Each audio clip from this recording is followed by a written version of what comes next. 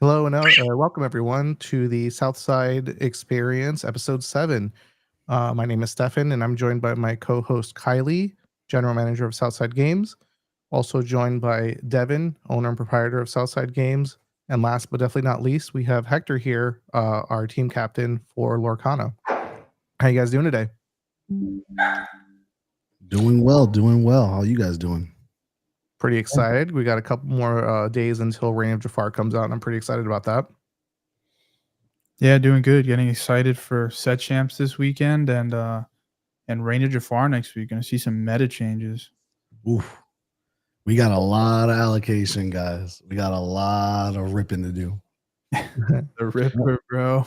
A lot of ripping to do. And pre-orders. We're excited for that. I know I'm in a kind of like a weird spot right now because like I'm trying to stay locked in for next week's set champs this weekend's set champs at Southside Gaming.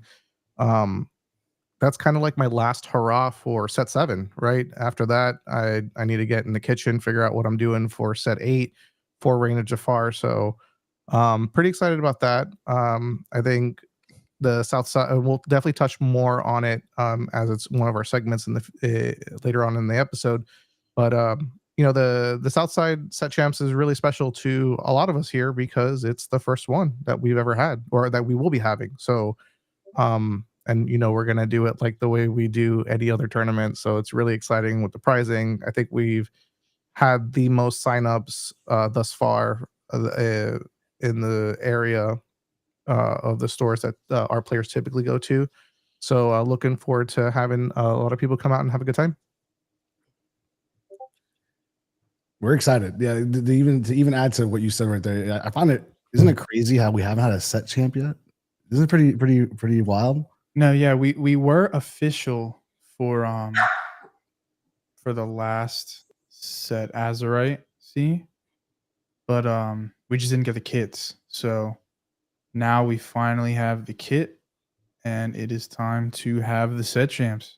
And actually, Hector had a really good idea for you guys, and he kind of made it happen. I don't know if you want to tell him, Hector, what you're doing to add to the prizing. Oh yeah. So since this is the first set champs for SSG, you know how we like to do it down here in Margate, right? We set the standard for big tournaments. So I'm hoping that from here on out, we're gonna start setting the standard for the set champs as well. Because to be honest, these set champs they're kind of dead, man. Because you got shops having 8, 9 players, like we always talk about, right? They cut the mat. You got the thing going on online, the new trend where everybody's chopping the mat in 4 pieces, 2 pieces, so everybody can get a piece. That's crazy. Sick, bro. That's sick. That's sick. Listen, like I get it, like as a little meme, but at the same time, they're doing it to show that they would like to, to split the rewards. But I would happily share that here at SSG, we don't do that BS, right? So what we decided to do is we are going to give top 4 champion mats. So you don't need to cut out the mat by 4 on top of all the crazy price support, like always, right? We're going to give out 4 champion mats for top 4. So it makes it like the good old days when, you were fighting for them stitches when the competition was tough. But now you don't have to make top 2 to get a mat. You can make top 4 and you can feel accomplished, right? So hopefully from here on out, we set the standard for set champs as well as other shops, throughout all this time. They will see us, adding prize support. And then all over the country, you see all these shops starting to come out with like, oh, we're doing 6 case tournaments, 7 case tournaments, right? And it started like a little economic boom in Lorcana, right? So hopefully we could get that done with set champs and, revive the set champs game from here to the end of the year. And can I add to that as well? What you just mentioned, we're adding 4, right? So as a little insight as the owner here, and again I say that as the owner, but everyone should understand that all of us here, we're on this podcast, but every single person here is contributing daily to the decision making to what gets done, right? So it's not just an owner's perspective, but I want to get a little insight really quick. So notice how we went the extra mile, and it's not necessarily just going out there, getting more prize support and purchasing it, right? And just throwing out prize support like that, right? A lot of these, Hector, if you could just give some insight where some of these mats came from, because Ravensburger didn't give us the additionals, right? Well, we had to go out there and get them ourselves, right? Yeah, some of these mats are one of our teammates I think won one, and then I ended up buying one from Wochuk, one of the local players on here, you know, the wheel around the world.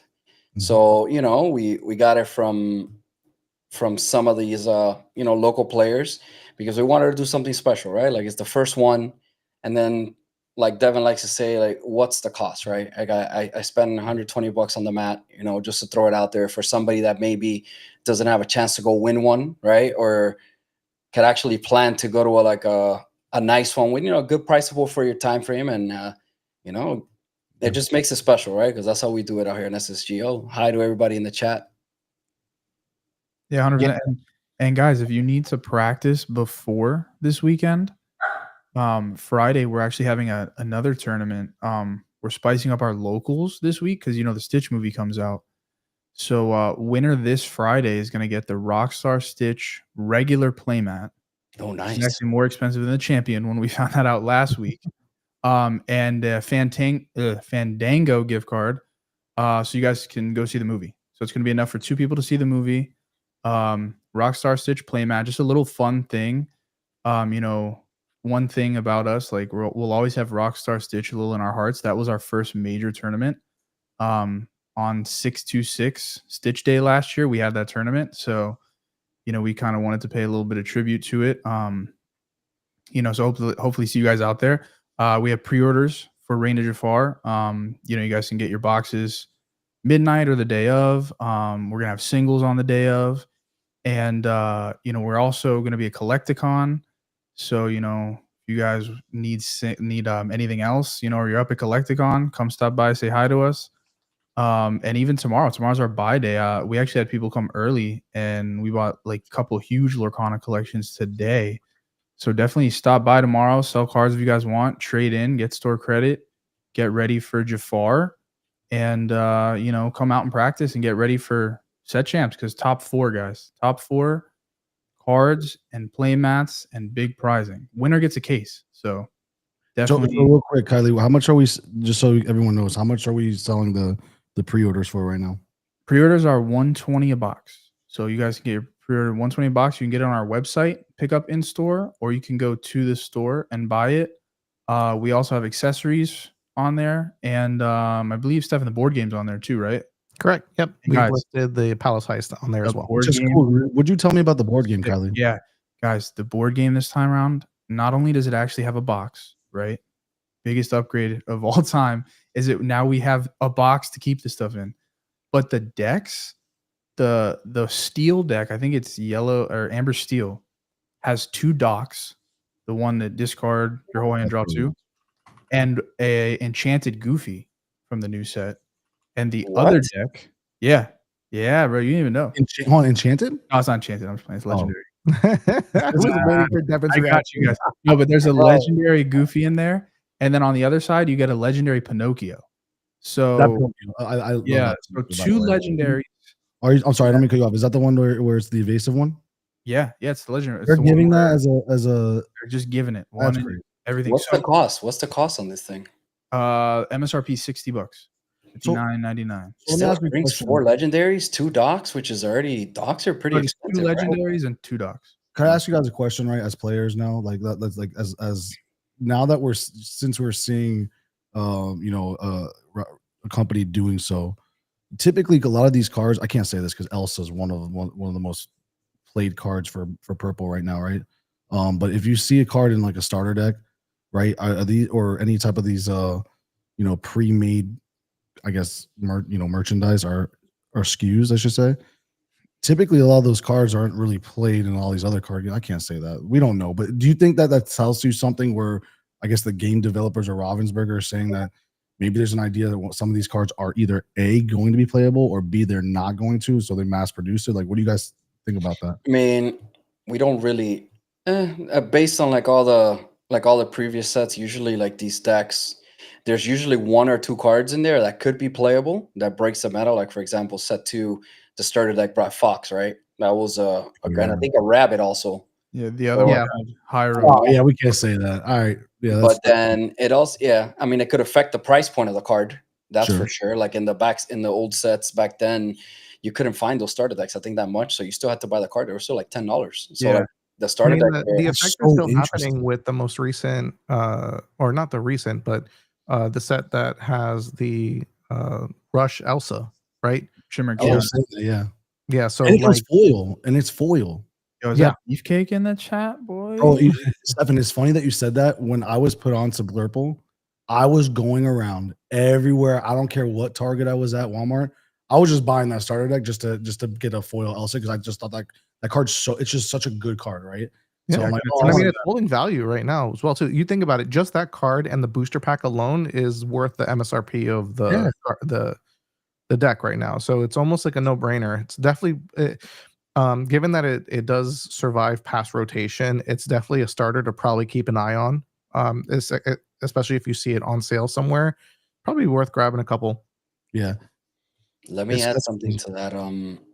Something totally little off topic. Kylie mentioned the Stitch that will always be in our hearts, and I was just thinking back, man. I remember that was the very first tournament where SSU were just coming into the scene. Locals were like super small. Like we were still, it was still super small place, right? Undiscovered type of event, and I don't know where they were like, fuck it. Oh, excuse me, F it. On a Wednesday night. On a Wednesday night, we're gonna do Can't take this guy anywhere. a freaking tournament where first place takes one of those promo Stitch back in the day, and the person that won it got it graded and it hit a 10, which I find Oh, nice. extremely. What card was it? It was a Rockstar Stitch, Rockstar Stitch. Oh, But, the rocks. Also, guys, that's so cool. but Hector, that you event. know, because you send a lot of stuff to PSA to grade. How difficult is that to get a PSA? So let me add a The little Stitch backstory. was hard. So That- look, if I so- remember, the quality of them from the manufacturer was not Yeah, that great. Yeah, all I right, think so I ended up Uh, winning six Stitches in those set championships, right? I sold them to the shop so they could use as the tournament. And somebody, they swore, they looked at them all up and down, and they were like, "None of these are 10s, bro. These Who are was that? I don't he who should not be named. I know who it I was. ain't saying anything." But they looked at all of them. They're like, "Oh, none of these are 10s." And I'm here all depressed, like, "Damn, man. I wanted to mean something." So whatever. We get it to the shop. The person that wins it sends it to get graded, and Lord behold, that was a 10. I was extremely upset. Extremely upset. No, you know what it is though. It's just your luck, bro. It It's your luck. is. It is. You could call me If Mr. you- 9 when it If you comes to sent PSA. it, it would have been a 9. That's the Yeah, problem. exactly. Because That's all. they just Hey, know. listen, I want to be honest with you. I was at this convention in Denver last weekend for Pokemon. Bro, there's a lot of people just buying up 9s, bro. I think there's a market for it though. So Well, it depends just because, okay, so when it comes to PSA, they kind of changed their grading criteria a little bit. So like Mhm. after right now they're in the millions of cards they've graded. So when they reach a certain point, they changed like the centering ruling on the cards. So Mhm. now it's a bit harder, it's a little harder to get 10s. So even if you get a 9, it's still, with the new standard, it should be still like if it was an old 10 possibly. So that's why the 9s are getting a little bit more value, but still it's Yeah, the new It's, 9s are the old 10s, is what they say. yeah. But that's other cool. That's interesting. But other than that PSA thing, remember that was the first big tournament. The shop was up and coming, and then you compare back then. Who would have thought that we would be here like this now, right? Like we're a bunch of tournaments in. Like everybody, people love us. They tune in, and we're at that level that like people walk out there and like, oh, it's a tournament like SSGs or CCSs, right? So it's Bro, can I tell you the story of good. that though? Can I add to that real quick? I don't know if we have enough time to like branch off really quick, but Sure, yeah, definitely. I think you're a little bit like you're kind of like diluting the story. You do what Kylie does, just like just like doesn't give enough to it. I'm just kidding. Oh, sorry for the background, guys. All right, so real quick, Having fun. first and foremost, they're not giving a lot of justice to that story. Okay, so it was our first tournament, and we had just opened. That was the first week we actually opened the doors, right? And we could fit a maximum occupancy of I think about 30 people in the shop, including the employees, right? So, I'm so we had a lot of people there at the time that probably were that's not currently with the team anymore, but we're prepping for it's our first tournament, this and that. And I'm under the as the owner, I'm under the assumption that certain things are getting done, right? So I walk in and all of a sudden I see first of all the AC's out, right? The AC completely just got shot out because there's too many, I guess. So what happened? I wasn't aware of this, right? Because I'm not an AC I guy. remember the great sweats of SSG. Yeah. So to give a little insight, guys, Skinner was sweating. we're all learning. Okay, every day you either who said this the best? I think shout out to Logan. I think Logan said this too, right? If you're not winning, you're learning, right? So listen, I knew nothing about air conditionings, and apparently, you have to make sure that you have a big enough AC unit for the occupancy of whoever's in the store. Otherwise, what's going to happen is your AC unit is going to be working harder because it's trying to get down to a certain temperature, and our AC just blew, right? It goes in tons. 1 ton, yeah. 2 ton units. Yeah. Or we had like the smallest unit, like a 1 ton unit. Yeah. So it just blew, right? So we're working on that, right? As we're working on that, I look and knowing that we had this event for planned for well over a week, right? Well over for X amount of time. Sometimes people decide to get some of the stuff that day, like the snacks, the drinks. Doesn't make sense to me, but that's what we were facing, right? It was a learning experience. We ran out of drinks, so we had to get drinks earlier that day. Kylie was running around like a madman, like being Superman, getting all this stuff done. It was so chaotic, right? And I think when we went live for on May, was it we were using Melee at the time for signups still? Yeah, Melee. Oh, Melee, we've always been able to use Melee. We didn't have to use BCP for that. Okay. And how actually? I think we pre-registered people on BCP. Yeah. And then we input them on Melee to run. Yeah, that's right. Yeah, I remember it capped at 30. Yeah. It was 32. It capped at like 32, and people were 32. Like, "Oh, sign up for this free." We had a waiting list. Yeah, huge waiting list. My Discord was like. Yeah, I remember Gabe I didn't even know him back then. He's like, "Yeah, I can't make it." So I'm like, "All right, this Gabe guy's out. Somebody else is in." Yep. And I remember to that day how when I say chaotic, it wasn't chaotic for the players, right? I'm saying chaotic in the back end because we want to make sure everything was up to par. We want to make sure that we gave everyone a great event, right? And needless to say, it was definitely a success. Sorry, guys, stuttering. Success. But bottom line is, because of that, you can ask Kylie, you can ask everyone. I instantly called the landlord the next day to get the other side, literally because of that. Because I saw the potential that we had. And what was crazy is that was the first time I've ever seen anything with Lorcana. Like the store, it was, some of our major games in our community at the time was not Lorcana. It was One Piece and it was Yu-Gi-Oh. So, and it wasn't even Pokemon yet. So once I saw that, I'm like, oh, if we're doing this with Lorcana, we need to get next door. And we got next door literally the next day. I didn't even care what the terms were. I mean, I obviously did, but I literally called the landlord next day, signed the lease, and that's how we got we call it SSG. What was it? SSG2? SS2. Yeah, but like Devin said, we probably would have expanded, but maybe not as fast. That was the tournament where Devin was like, yeah, there's potential. And it's funny, like back then we were freaking out about having like 35 players. Now imagine we have like 200 and we don't even, we're like, all right, 200, whatever. That's 24 people, small event on a Wednesday night. They were freaking out.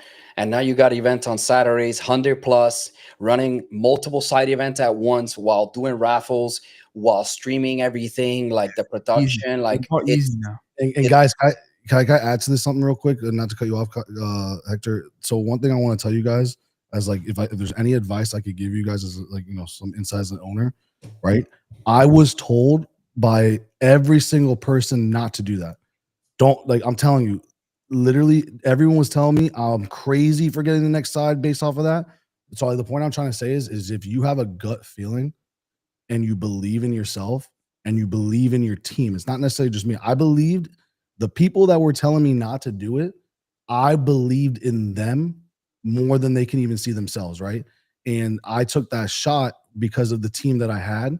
So the biggest advice I could give anyone, the most unsolicited advice I should say, is that Yo, trust your instinct, trust your gut. Sometimes you gotta take chances, and if you have the foundation around you, go for it, man. Because that's what I did, and look where we're at now, right? And it was not because of me; it's because of everyone here, bro. The team, everyone here going the extra mile every time for even the podcast. It's every little inch is what we need to get that touchdown, to get that first down. Forget about the touchdown. First downs are the actually wins you the game, right? First downs to get that touchdown, right? So Don't let Devin fool you. He's always been a big piece of it too. Like the free entry and the crazy prizing was why the 626 tournament was as big as it was and had a wait list.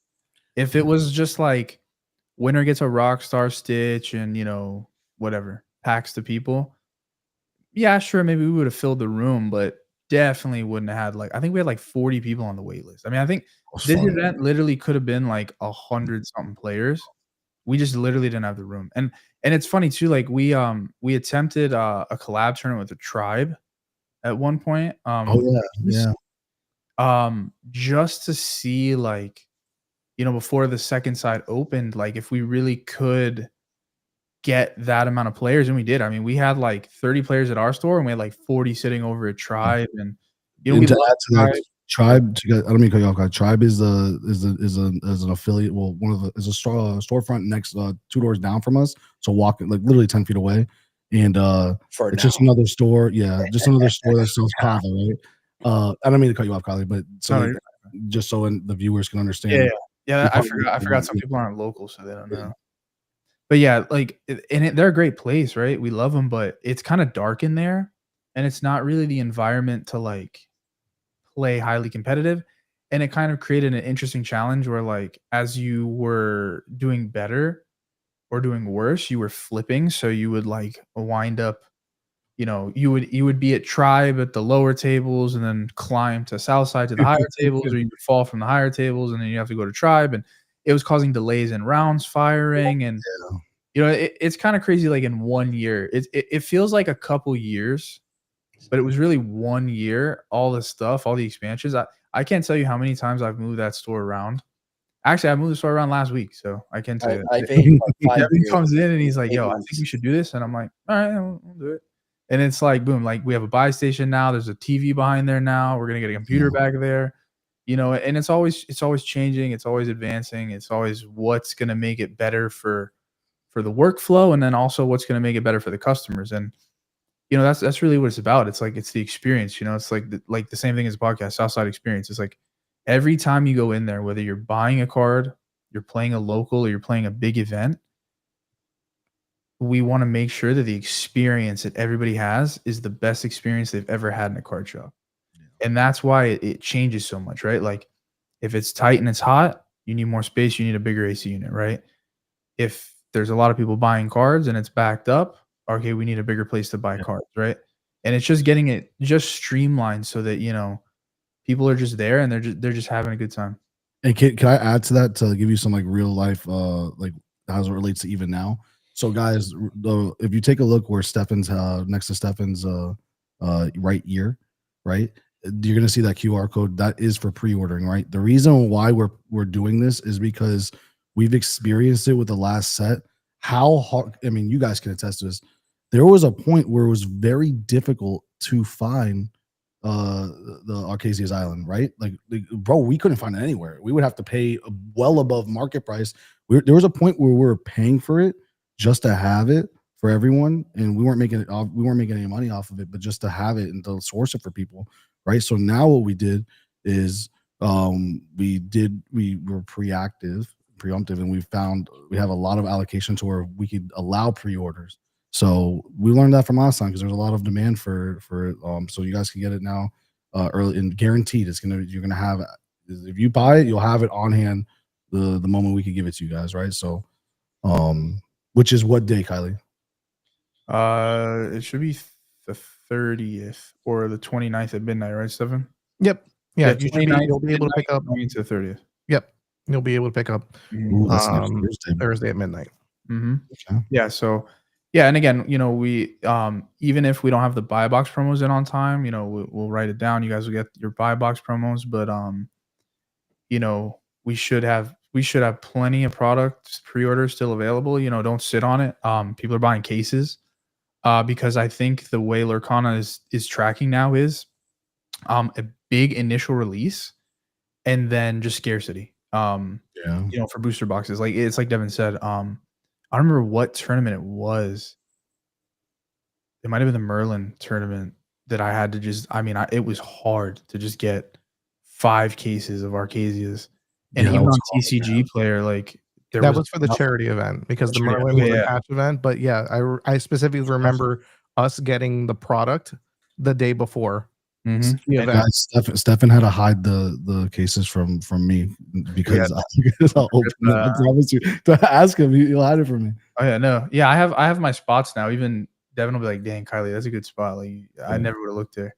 Yeah. Don't And then be when I'm in telling there, him the spots though. That's what he tells you. He gets all friendly with you, and treats you really well just to find out your hidden spots. And next, you come back to the shop and everything's gone, man. And everything's gone. He found the spot. But yeah, guys, I'm looking right now. Like I'm on TCG Player, and it's like there's only 14 listings of cases that's crazy. for Arcasias, and they're all basically $500. You know what I'm seeing like as in this game, bro? It's like because we're not because now that rotation's coming out. Now there's gonna be like legacy. There's gonna be all these older formats, right? Infinity. It's gonna shake things up because I don't think anyone's really paying attention to this, but we're talking about this at the shop all the time, right? The sets that we have been just sitting there.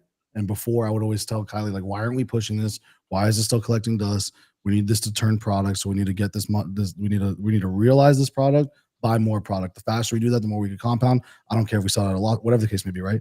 And now I'm starting to that right when Lurkana and Ravensburger announced they're doing the rotation and they're offering an older format, I almost want to pump the brakes on that and have it there. Not necessarily stash this for the public, but like, guys, 100%. it's gonna be hard to find what like we don't know what sets like Shimmering, Azurite, Arcasias, Jafar. We have no idea really where those cards are gonna like skyrocket to. And so like Arcasias right now, that's why like Jafar, I would tell you guys, do your Jafar pre-orders. And Fabled, 100% do your Fabled pre-orders. Because like right now, if we learn that like Arcasia Island is like the biggest set, like let's say it's like set 2, right? Where we got the bounce package, we got good songs, right? A lot of staple cards came out of set 2. Imagine that's Arcasia's Island, and I mean you just can't get it. Like it's just gone. And all those cards, the prices skyrocket, and then all the product just skyrockets in price. And a lot of people that are sitting on it are gonna feel really good about it. And a lot of people that missed out are like, man, I really should have bought that. Yeah, it's crazy that you said that because I was at the convention I went to for Pokemon. There were people trying to unload, bro. I'm not kidding with you. First chapter and Floodborn. Was it Floodborn or Floodborn? They were trying to just dump, and bro, it was just sitting there. Nobody wanted it, and the only reason why I couldn't buy it is because I couldn't put in I couldn't bring it back with me. Otherwise, I would have. But I don't think they realize how because a lot of these players, they maybe not have been card players in the past, but some of these older formats do see play, man, and it brings a lot of value to these cards. So I wouldn't, if you guys have a good deal on first chapter or some of these older sets, I would still pick it up because we've seen it with Pokemon. Bro, we were talking about this the other day. When we first opened the shop, go to a local Target, ETBs everywhere, right? They were just you couldn't, bro, nobody wanted some of these sets. And then what happened was there's always been a craze in Pokemon, right? But now it's even bigger. You can't find these, and you can't find products anywhere at any Target, nowhere, bro. It's crazy. Like I've seen this before, but not like this. This is ridiculous. No, yeah. People used to trash talk like Shrouded Fable and Stellar Crown. Our local players didn't even want the prize, and they're like, "I'll take store credit." Yeah, store credit. Now they take store credit. Now, they want the product. Shrouded Fable, people are like, "Oh, please, Shrouded Fable." Yeah. Oh my god, I need Shrouded Fable. Even Scarlet and Violet base set, man. We used to be able to get that for pennies. Yeah. People would like give that to us. Bro. Now Scarlet and Violet base set, people are begging. It's also shown like pretty much in every card game, right? Like if you like, I guess if you have the funds, not a lot. Like if you buy a box and you keep it sealed for a while, like if this game makes it to 5-10 years, right? Like one of those original set seal boxes will probably, get you a little bit of money, right? So that doesn't hurt to pick one up and just keep it like in a good condition, like Kylie has them in the background in a acrylic case. Yeah. Like like think about it. Like, look, even the first chapter, I'm sitting on 2 first chapter cases that I picked up when the game was scarce. Like, I overpaid just a little bit, but now they're like skyrocketing, right? So if the game lasts 5-10 years, those are going to be hopefully pay for my daughter's college. But and just to add to that, guys, so like it's an investment, right? So it's literally the same concept as a stock. It's literally the same thing, right?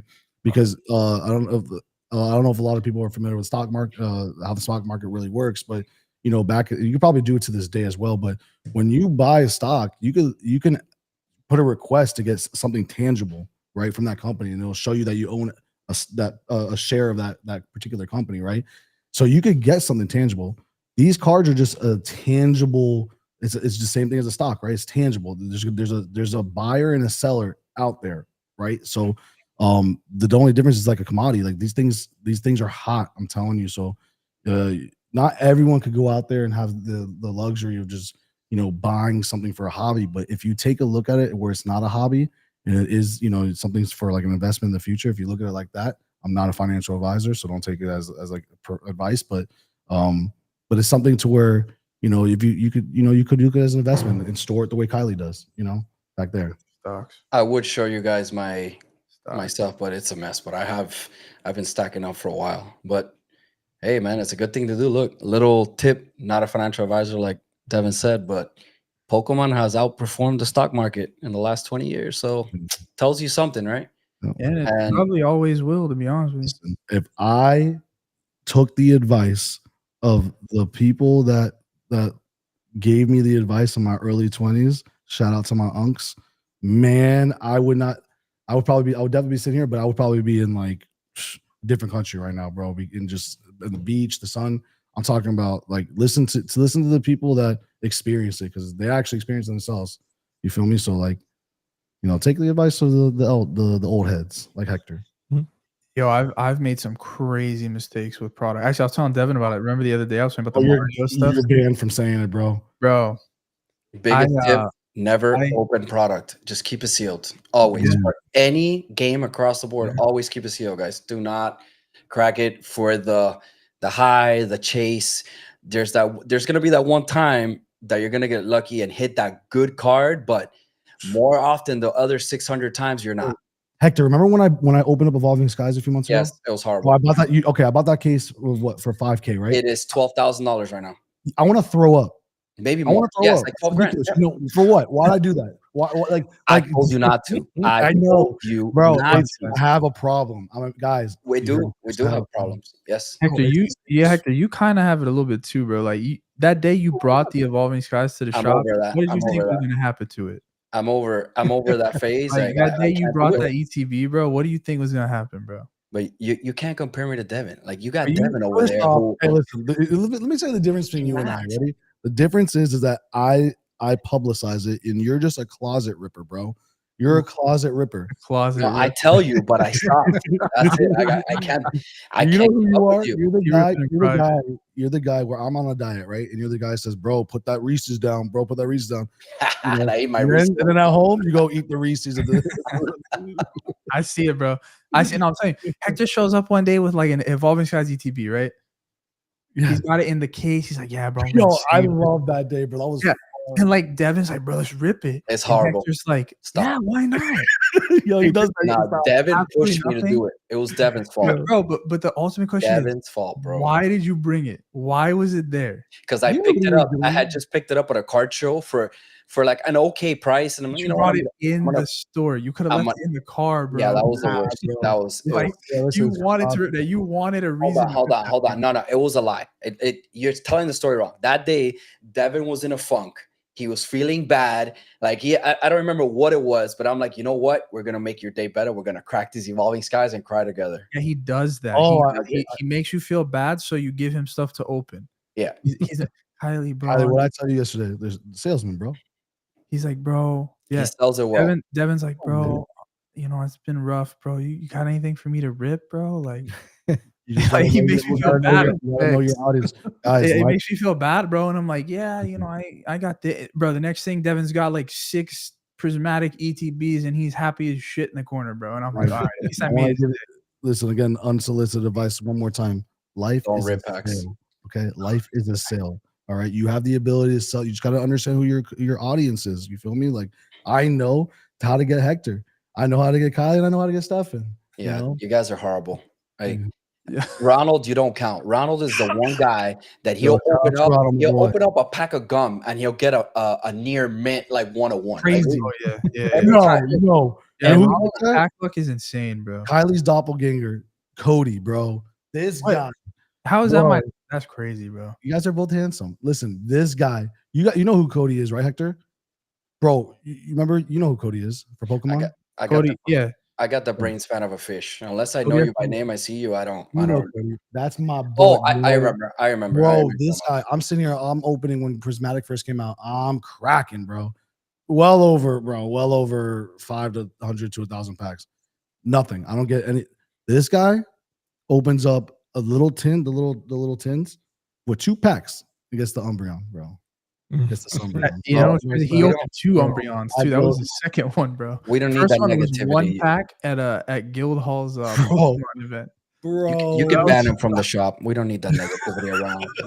We don't need that around. Like, Bro, I don't understand. We got to make a list, and you know what you got to do? You got to do the wall of shame and start putting people's pictures up there because Oh we my can't. We don't need that negativity around Oh, yeah. SSG. If they open No, no. bad, they get the wall of shame. Like you No, open no. a If they box, if they feels if bad. they steal the good chases, you put them on the wall for a week, so people give them the shame look when they walk in. Yeah, like we don't want that. Or we could just charge a fee. If you want Cody to open up your packs, we charge we charge an X amount premium. Pull you those good That's cards. crazy. Oh Good man, I could sit here and talk about open up Pokemon all day, but we do have another segment to jump into. Before we do that, though, I did want to call out to chat really quick and just go through. Jeremy from Club Lorcano asked if we. He knows that we are going live on Twitter, same time every week. Yes, we are trying the 6 o'clock segment. It seems to work the best for all of us. I do know that we tend to lead into the ICL pregame show and stuff like that, so that's still something to discuss on. But as of right now, yeah, you can expect us typically at 6 o'clock on Wednesdays.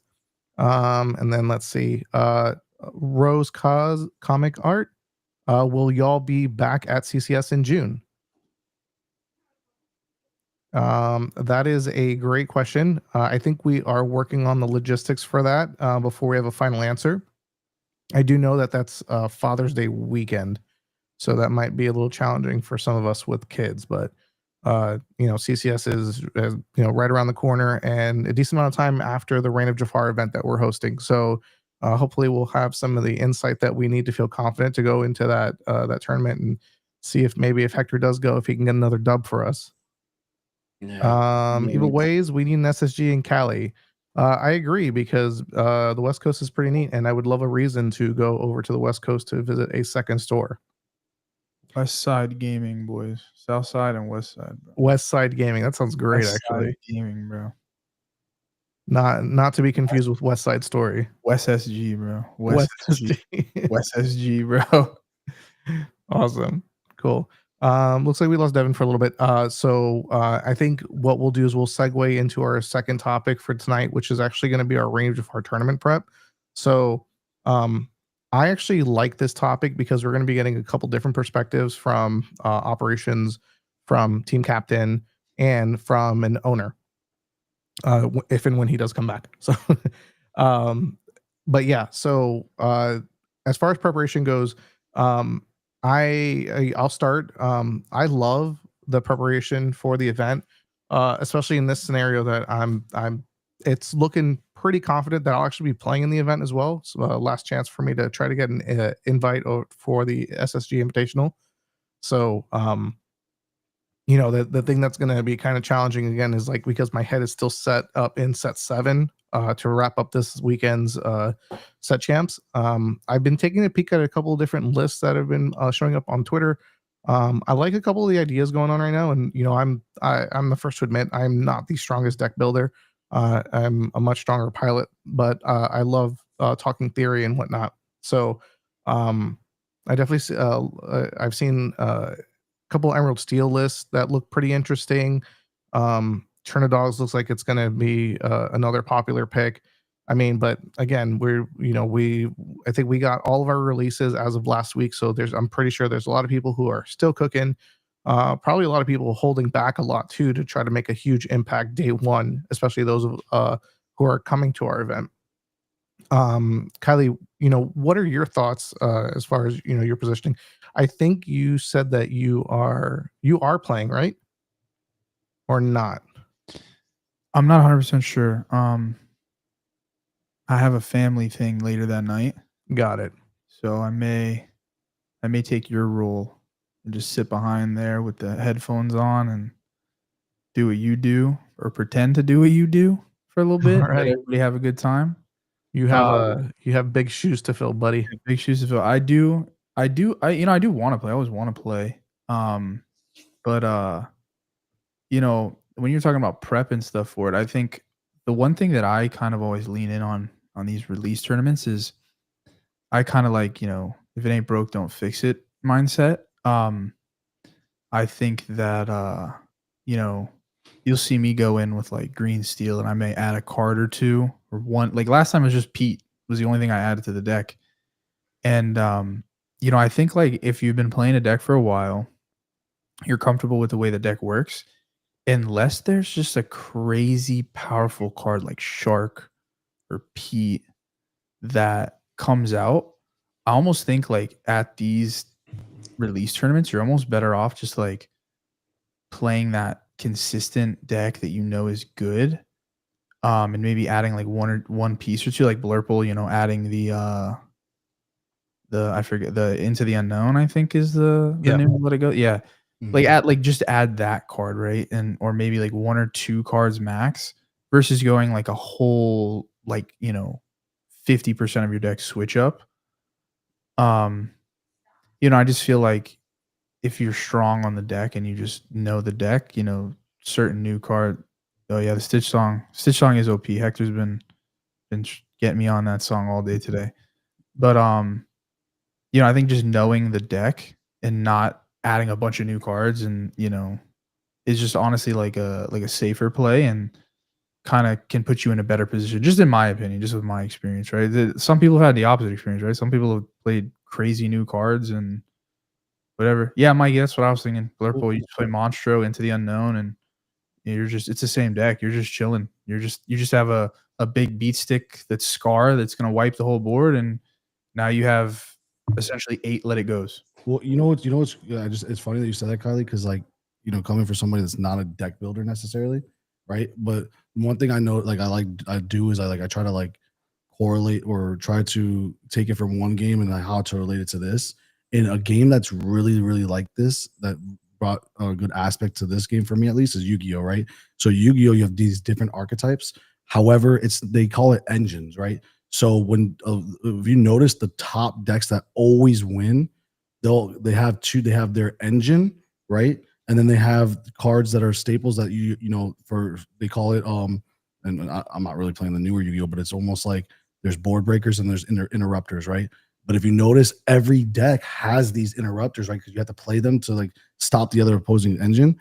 And Like hand traps and stuff. yeah, hand traps, exactly. Together and stuff. Yeah. So I took that aspect when I was building the current Blurple deck that I'm playing now, and I truly believe, in my opinion, it's I love it. I think it's great. But all I did was keep the current engine for Blurple that I had, and just added a package to it. I just added genies. Literally, I'm sorry, not the genies. I added lamps, Tamatoas, and Jafars, and I literally just added a package. Because you don't want to take away from the exact thing. So to add to that, I've noticed that all these other decks are like that, bro. You just keep your package, keep it simple, keep it simple, stupid, and just and don't try to reinvent the wheel. Just all you got to do is add a little package to it, and I'm sure it's gonna be consistent because the Blurple package, because the bounce package is really consistent, right? So it's very powerful.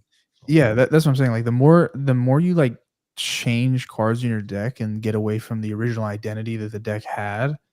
And like I said, unless it's so powerful, yeah, like Dragon said, like the skeleton, unless it's so like just absurdly broken card, then you're better off just using the same old reliables.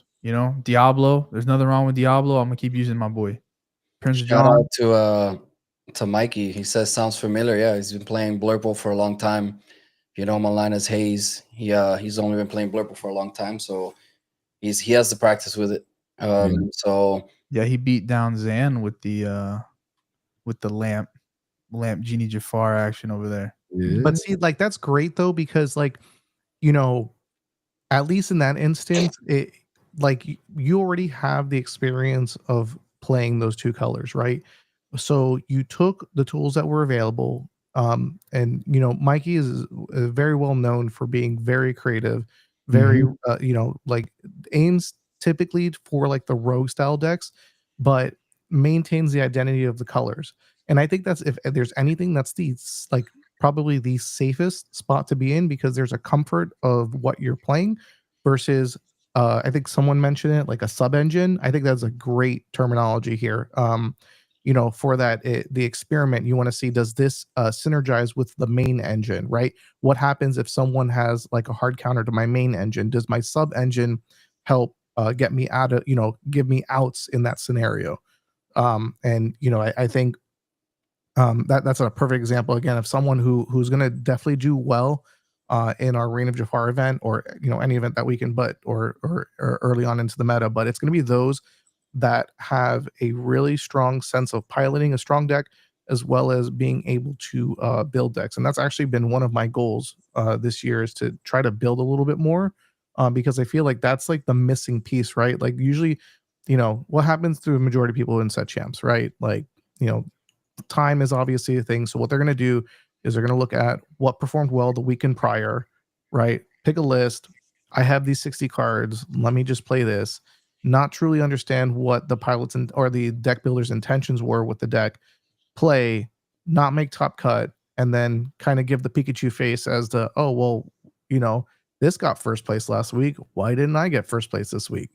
So, you know, like I if there's any advice that I'm giving that following myself, is that yeah, it's just understanding like the concept of deck building and why certain changes happen. You know, I'll give another example. Freddie, a local Steel Song player on Team Illuminati, when he makes his changes to his Steel Song list, like everybody questions it, but he has like reasons. And you know, one of the big things he was pushing for his week one list that tend to perform well is because we had red blue items running pretty rampant in the area, right? So he teched in Benjas, and he said that the Benjas were typically overperformed.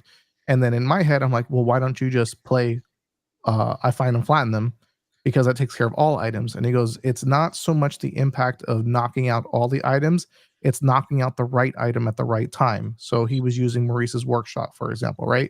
The moment they play that, you counter with a Benja, and just like, sure, like you take out one item, but it's the most impactful item at that point of the game.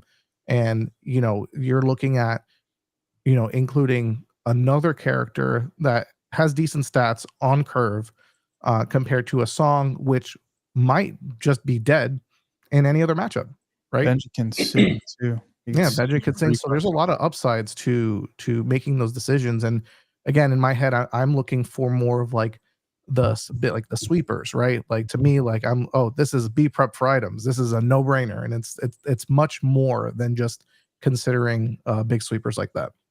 I mean, when it comes to that, that comes along like just to like reference to say Freddy, right? He's been playing Amber Seal for a very long time. So when you play a deck for a very, very, very long time, which is like your second nature, you know how to mulligan like right away. You don't need to, you know, screw anything up. It comes with like tailoring it to your playstyle, and on top of that, you know which will be like the right card choices to tailor it to your local meta, right? Like he made the call with Benja because he's played the deck 1,000 times, and he knows that maybe that Benja will quest for 2 and it will just hit at that right time, right? So that comes with any deck. This happened to me as well. Like it still sticks to me to this day. Before I went to DLC Atlanta, right? I mean, I was doing pretty decent. I felt good. I had a run at set champs for Stitch, where like I was a terror, right? I felt good, but I still invested in myself. I bought a couple of lessons, just to pick the person's brain, right? To see what, you know, what they do different from me, right? I mean, I considered myself a good player at the time, but I still wanted to see you know, what others thought or like what the thought process, go over certain plays, certain things, just to maybe learn something, right? And what stuck to me was, as I was preparing for Atlanta, was I was playing Red Purple all the time. I was thinking of like adding a good amount, like what you guys called, like, I guess, a sub edge, but just tech choices to like kind of counter the field, you know, just to have like a little bit of here and there for everything. And this person told me, look, I'm gonna go with a stock list as close as possible to stock, which is what I guess you considered your skeleton of the deck, because the more you stray away from it with too many cards, then you're just gonna like start suffering in the matches that you should win, right? So you're gonna start drawing these cards that are not gonna be necessary at some point, and it might mess up your chances of what you're doing, right? So from that day on, I took that in my head and I was like, man, that makes a lot of sense, right? So you get a skeleton list and then you tech it here and there, like a couple flex spots for the matches that you know will hurt you, right? But then that's only possible if you know the insides and outs of your deck, right? So you know when to hold the card, when to mulligan it away, when to, you know, do certain things, and that way you can play better, right? Now, if you pick up a deck and you don't have enough practice with it, like chances are you're gonna mess up. And then in this game, if you're equal skill level, your opponent will you capitalize on one of your opponent's mistakes, and that the game is done, right? Like one blunder mistake, and you should win the game, right? That's how going second. That's how you win, pretty much. Like your opponent, if they mess up once, you capitalize and you win. So you switching strategies like that and not having enough like reps with something feels kind of off, right? So in these new sets, unless, like Kylie said, these cards come out and they have such a huge impact. Like for example, last set we got Shark, right? Like Shark was insane. Then you don't really stray too much from it, and you know, and then you tech for what you think is coming while maintaining the integrity of your deck in a sense. Like what George is saying, the Ruby Amethyst, yeah. In those days, remember those Stitch Champsies, right? I played like a couple of them, and I realized like in these rounds, all we were playing were like red purple mirror matches most of the time. So I decided to just throw in like a spell book, right? Just because these matches were going so slow. And then whenever I would play that spell book, you're just that little extra lore will get you there, right? So little things like that, but that's because they had no out. Yeah, we had like thousands of hours, you know. There was no out to that spell book for the colors back then. So when it came down, it was just like that's why they tried Sleepy's Flute for a little bit. Yeah, like it worked. Yeah, it was huge. It was like, again, it's just a little change, and it goes a long way. But that's why, like, I agree with Hector. Like, consistency in a deck is very key. Like I don't think I really ever play like a one of in anything. Yeah, you know, I mean, sometimes blue decks, right? I've done it. Some people, like for example, with CCS, people question my list, like, "Wow, it wasn't a real deck." Well, it was a real deck to me, right? And it had my play style, my choices a little bit. Like we took, you know, like a skeleton of the deck, and then I guess tailored it a bit to, you know, what I liked, right? And that's what everybody does. That's why, like Mikey said in the chat, sometimes, you know, you ask the deck builder why they made that choice, because maybe they have that choice, right? But usually you stick close to like the skeleton of the deck. And to add to what a little bit of what Devin said earlier, like with the Yu-Gi-Oh comparison, the thing that I don't like about Yu-Gi-Oh, Lorcana's not there yet, right? Where it's happened in a couple of sets where we've gotten like huge cards that impact the game, like Tamatoa 6 was like insane. Shark was insane, right? So those like switch the game completely. But in Yu-Gi-Oh, what they do is every 3 months they drop a new set and they forcibly throw a better engine in this new set just so people could dump their money to get the new set in order for you to compete at these events, right? So every 3 to 4 months, the new set is dropping an insane engine, which I think is crazy, right? Because think about it, in some of these engines, you got to max them out and they cost you 1,000 plus. Lorcana's not there yet, but we're getting to the point where like every couple of sets, they're releasing one card that impacts the game so much, then, you know, it becomes a problem. Hopefully we don't get to the Yu-Gi-Oh state where every set is like, well, this color is completely dominant because you got to play 12 of these new cards, right? Well, I mean, I feel like Ravensburger was doing a good job when they banned certain cards, like, you know, so it doesn't get to that state, because I feel like it was, you know, it was starting to feel that way. But Hiram, like, you have to play Hiram, right? And you know, like that card is just so good, or you had to play, you know, I mean, like at the time, Bucky, like it was just like, oh, made you feel so whatever. So the point is, that's how it is with Yu-Gi-Oh. Yu-Gi-Oh, like I think that's a major problem, and I think that's because though Konami doesn't, from what I heard, okay, from other people's opinion, right? Konami just didn't listen to they don't listen to their player base supposedly, and whatever, and that's why they, you know why I think they don't listen. The thing is that because regardless, so Yu-Gi-Oh, a lot of people, I played Yu-Gi-Oh for a long time, right? But Yeah. so Yu-Gi-Oh is a game where there's a lot of stuck-up, proud people. In the sense of like Yu-Gi-Oh is a game for a lot of players, been off for a long time. Yu-Gi-Oh is a game for people that want that glory, right? That they keep Mhm. chasing that glory because that was maybe one of their first card games, right? That's been around, so they are invested. So these events, for no offense, for this crappy price for it, they're still capping out. Is that And they're- crazy? And they're still having events all over the world, literally South America, North America, freaking in Australia, right? They're having these events and they're getting 2,000 people, So can I tell you something after real quick? which is crazy. Can I tell you something that's interesting? What? So like all these players, they complain about how Konami doesn't give a good pricing. You just say yourself, they don't give good pricing. I'm not gonna, I hate it. They complain, right? All right. Tell me how we hosted a Yu-Gi-Oh event where the pricing was absolutely insane. Bro, pricing was combined was I remember. I know what you're talking about. you know Yeah. what I'm talking about. Okay. Ask me how many people came to that event. What, like 160?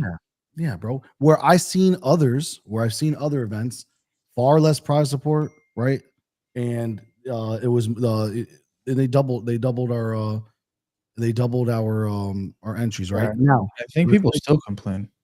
and people still complain, bro.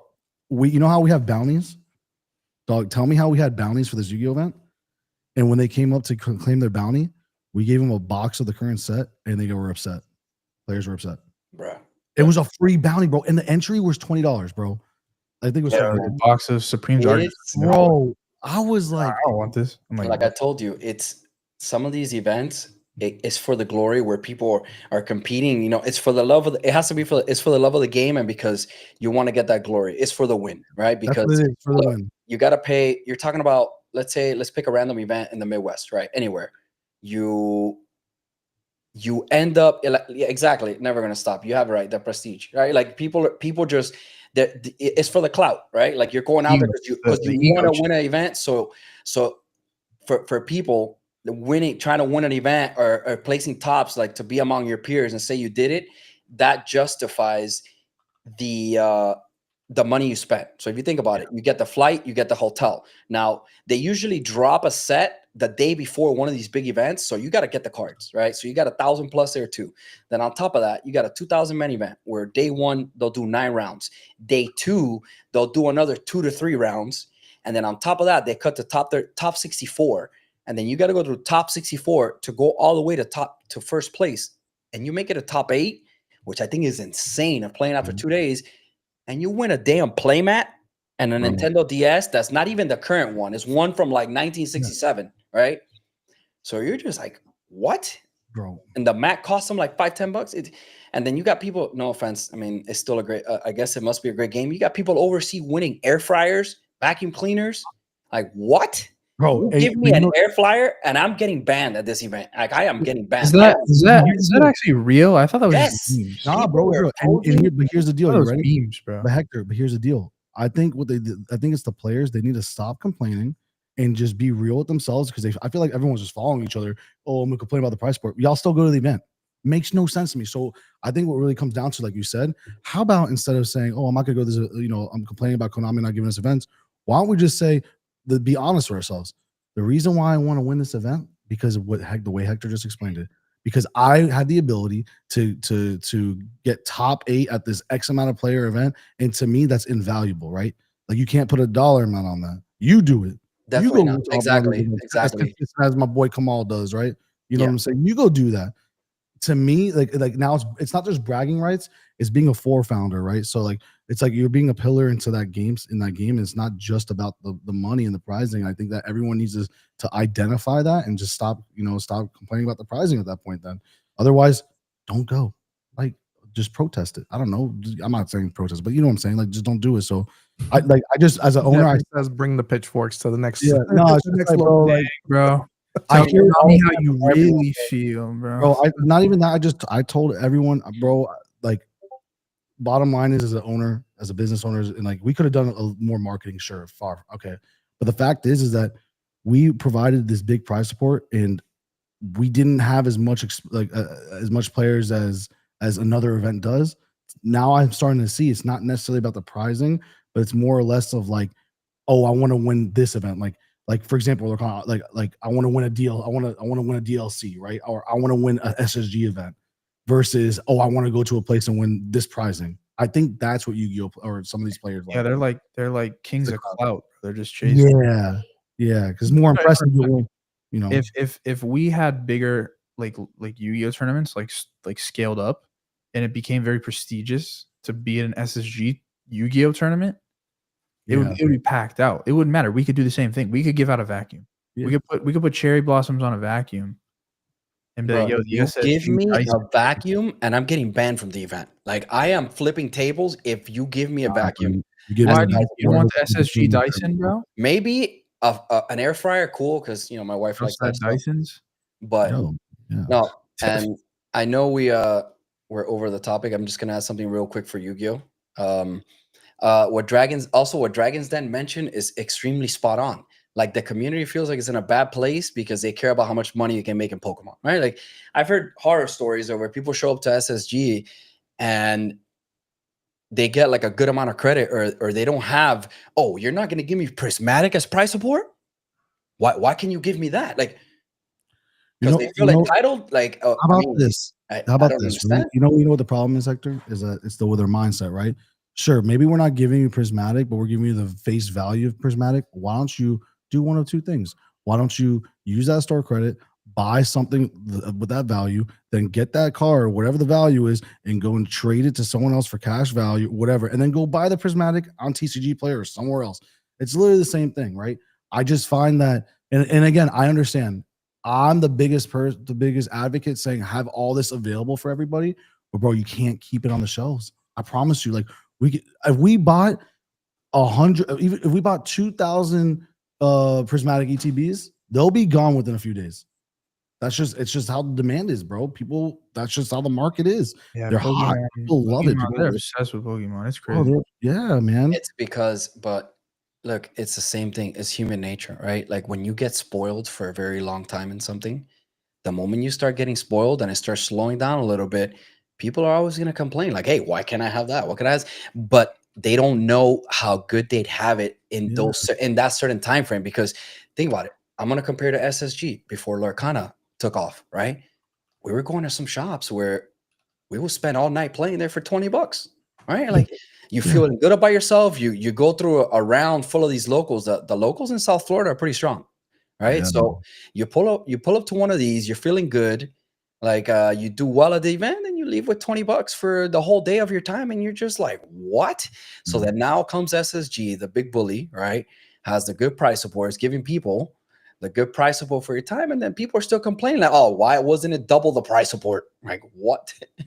Hey, listen, I'll double the price support if you guys keep showing up. That was a joke. It was a joke. No, but the point is, can I add something real quick? No, so, don't add. Don't add. I know what's coming. I know. No. You did this, Hector. No, it's a good point I want to make, though.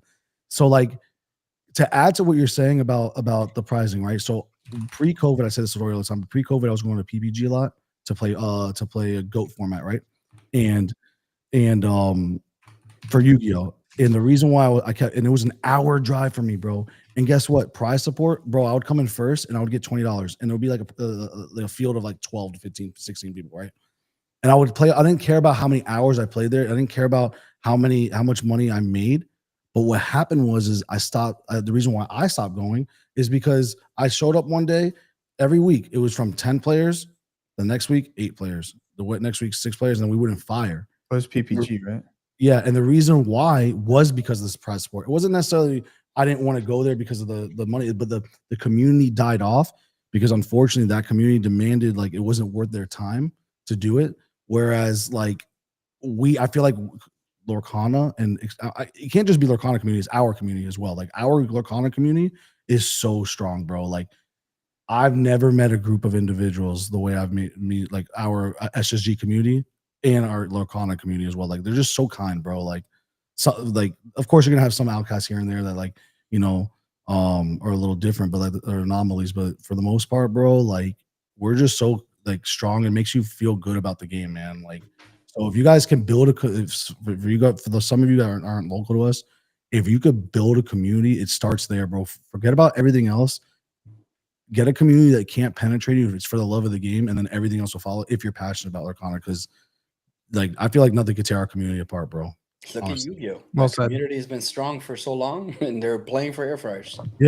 And then Yeah, they're still complaining. They're still, Sometimes it isn't even like the prizing. Like sometimes people just want to play for the experience. Like I was saying earlier, like just the experience that the shop gives. Like, yeah, prizing can bring like new people, but once they have the experience and they enjoy playing there and they enjoy the people there, and like look how many people come early to our Celeste would play for an air fryer. the Yeah, Celeste, She what played if you for a win? Mickey waffle maker too, right? What happens when you have like 10 air fryers because you're that good? Actually, Yeah. tell Celeste. Oh, okay, Celeste. Now that you say you'll play for an air fryer, so what if I were to tell you this? Your job, right? Your job is grueling. I've heard about it. So let's say you have to go to your job for 2 days, right? For 2 days from about 9 a.m. till 10 p.m. back-to-back days, right? Where you have to go both days straight, where you're working, you're stressing the whole time. And at the end of those 2 shifts, I give you an air fryer. How would you feel? Would you be okay with that? Is that just think about it. Celeste just texted me and Kylie in a group chat. I would just find another job. Just kidding. Bro, there are variables, bro. Like there's expensive air fryers out there, but like Ninja air fryer be like $500. Bro, it could be the Lamborghini of air fryers. Lamborghini air fryer. Bro, the Lamborghini. Bro, if you're Those are telling me there's a expensive, bro. We looked into Lamborghini it. Nah, of those are air expensive. fryers, yeah, Devin will buy it. Kylie knows it. Kylie, we looked into the air fryers for the back. Yeah, Like we 10 looked into grand, it. bro. 10 They're 10 expensive, bro. You get I, some no, expensive. actually, shout out to our boy Brad. Brad knows how much those value are. He Yeah, came Brad to me is in here. Brad Bro. was actually the one Bro. showing me these crazy prices on these Oh. things, bro. Bro, tell me how Good boy. Brad had me, bro. I'm not kidding you. Brad had a rep come to our store, bro, and test, bro. This air fryer was like 40 grand, dude. You had it to where, Devin, you're gonna love this, bro. It's gonna have preset coding for certain foods, this and that. It's gonna have for creme brulees, and I'm like, Brad, bro, like, what do you think we are? And then he goes, oh, but Kylie told me that you wanted some creme brulees here. I'm like, this guy, bro. Bro, it was sick though. It was a sick device. But like, there's a test kitchen actually. You go down the street and you get to bring the food, and they optimize the best way to cook it, and then you just press a button, and it just cooks it. So if I could win that, dude, I want to win that all day, bro. Yeah. But if you're talking like the Walmart $25 air fryer that works for like 3 weeks, and then you got to toss it and get a new That's one, exactly the one that it is. that's And the one then they got. what Dragon Den said, if you love the game, it truly doesn't matter. That's why the game's still going. People go because they love the game and they want that win. All right. That's why they go. I get it. But sometimes like it happened to me as well. I was so deep into Yu-Gi-Oh! That it was consuming my life. Right. So I stopped. I completely cold turkey stopped because you're blind by trying to win or go to these things. Right. But then money, you need to put money into this. You got to get the new deck, you got to get the flight, the hotel, your food. So eventually, like that's going to put a financial strain in your pocket, right? So you got to be responsible. It can't be only for the love of the game either. No, yeah, you're right. I did it with Magic too. Like in my college days, I was playing hard and I was just winning like just tons of like product, but it just wasn't like it wasn't worth a whole ton. Like I can't say how many Innistrad and that whole block, like Avacyn booster boxes that I had won cases at Pro Tour qualifiers and stuff. And I just couldn't even like sell it. Like I just had to rip it and pray to God I got Snapcaster Mage or Liliana so I could sell it. But just walking up to somebody with like 10 Innistrad boxes, they're like, I don't want that. And I'm like, dang, I just like won all this and for what? Well, that's because you played a dead game, bro. I don't know what you want us to do. That hurts, bro. I'm pretty sure that could be a topic for another day. But before we run out of time, I did want to roll into our third topic, which kind of talking about winning and stuff like that, and the time that people dedicate when it comes to playing the game. There's another aspect of competitive play that has kind of been brought to light through set champs in our area, and then kind of the, so I'll provide some context, right? So our third segment is going to be talking about cheating and shady play when it comes to competitive events. One of the topics that we wanted to talk on here is because essentially, like, when people look at a cost, there is like the cost of time, right? Everybody's time is different, and as far as value. And when someone like, we'll say a Hector, for example, right? Hector values his time in a specific manner, depending on how long he plans on staying in an event. And he wants to obviously do as best as he can, right? And outside of the factors that come with randomization of your deck versus the randomization of your opponent's deck, and the skill on either player, there is an aspect that you have to consider, and that is when it comes to I guess playing outside of the rules, right? So I kind of wanted to touch on that and kind of get first we'll talk on Hector's perspective, right? Hector is well known for always asking his opponent how many cards he has in hand, or they have in hand, and it's for very good reason. Damn, I can't find the sleeves. My bad. But Hector, I'll with that being said, I'll let you kind of start off. How do you feel like when it comes to quote unquote fair play, and trying to maintain in a game of integrity with an opponent, whether you know them or you don't know them, right? Or when you're looking at high stakes events in like at a DLC, for example, right? What are some of your strategies that you do to kind of keep an eye out for that? I mean, when it comes to, I've been playing games for a very long time, but when it comes to like cheating, things like that, it's always going to be everywhere, right? Especially when you go to higher level events where, like we mentioned, the prize support is a little higher, right? Then it's always going to be there. So I would say just always be vigilant. Like, don't get distracted. Like, some of the cues, some people might even just be super friendly to you just to get you distracted by asking dumb questions and doing things in the middle of games. For some context, in Yu-Gi-Oh, cheating was rampant, right? Because Yu-Gi-Oh, I think your opponent will get the last shuffle or the last cut, which I think is insane, right? So you have magicians winning events. You have people like it was literally magicians. Like there was a guy that was extremely good at the game, and he was a magician. He was good with sleight of hand and things like that. So it caught people by surprise, right? People will do a lot of crazy things. So you have to watch people.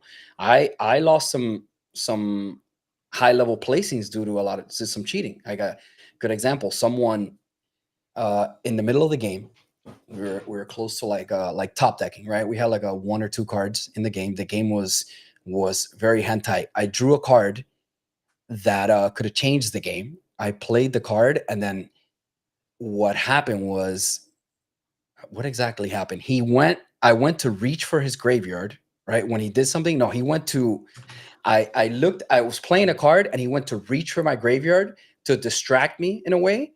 And then for some reason, I blanked out in that moment.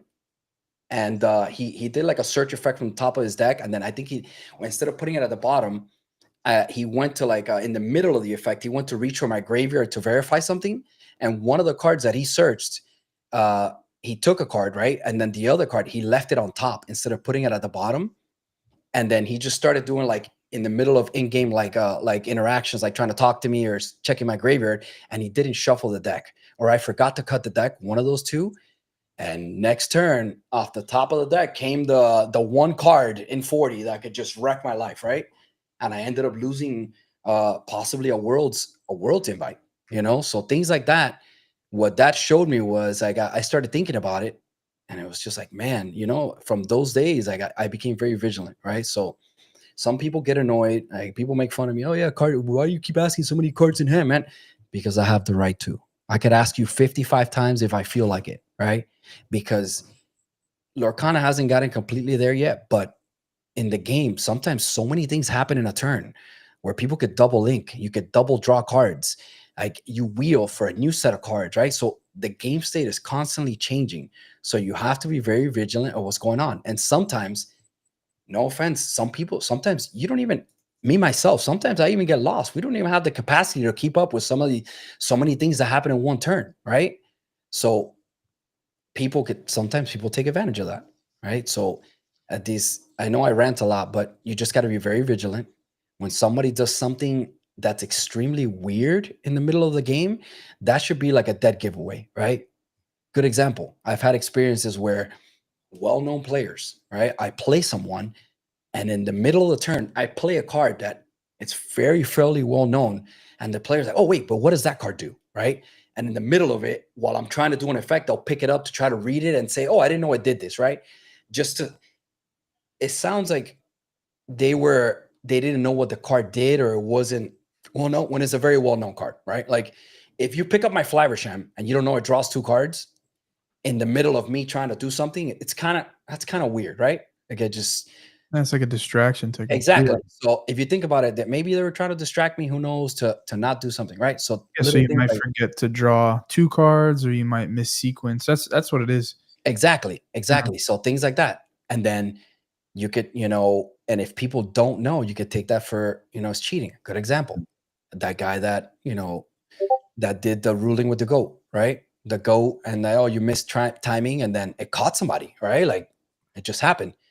A lot of people draw extra cards. I've seen it happen when the stakes are high. A lot of people draw extra cards. Now I will add something else that's, I don't know if it happens, but this is like a little specific. Let's say you're in a tournament in your locals, right? You guys play with your locals. A lot of your friends play there, right? I believe that if you end up playing a friend before the match, you should talk it over and say, hey, whatever happens in this match is going to stick to it, right? Like no take backsies, none of that, because I've been in that situation before and it kind of sucks, right?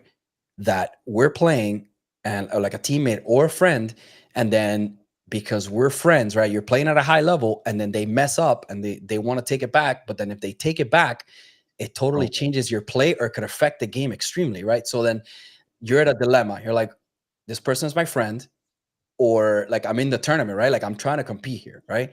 So I would say when you're playing your friends, talk to before the game and say, hey, this is what it is, right? I do it myself. Like if I mess up, I mess up. I don't want to take anything back. And I call it myself, right? I'll say, damn, I did this misplay, right? And then I just mention it out loud to myself, I guess, just to like psych me out and tell myself, hey, I can't do that again, right?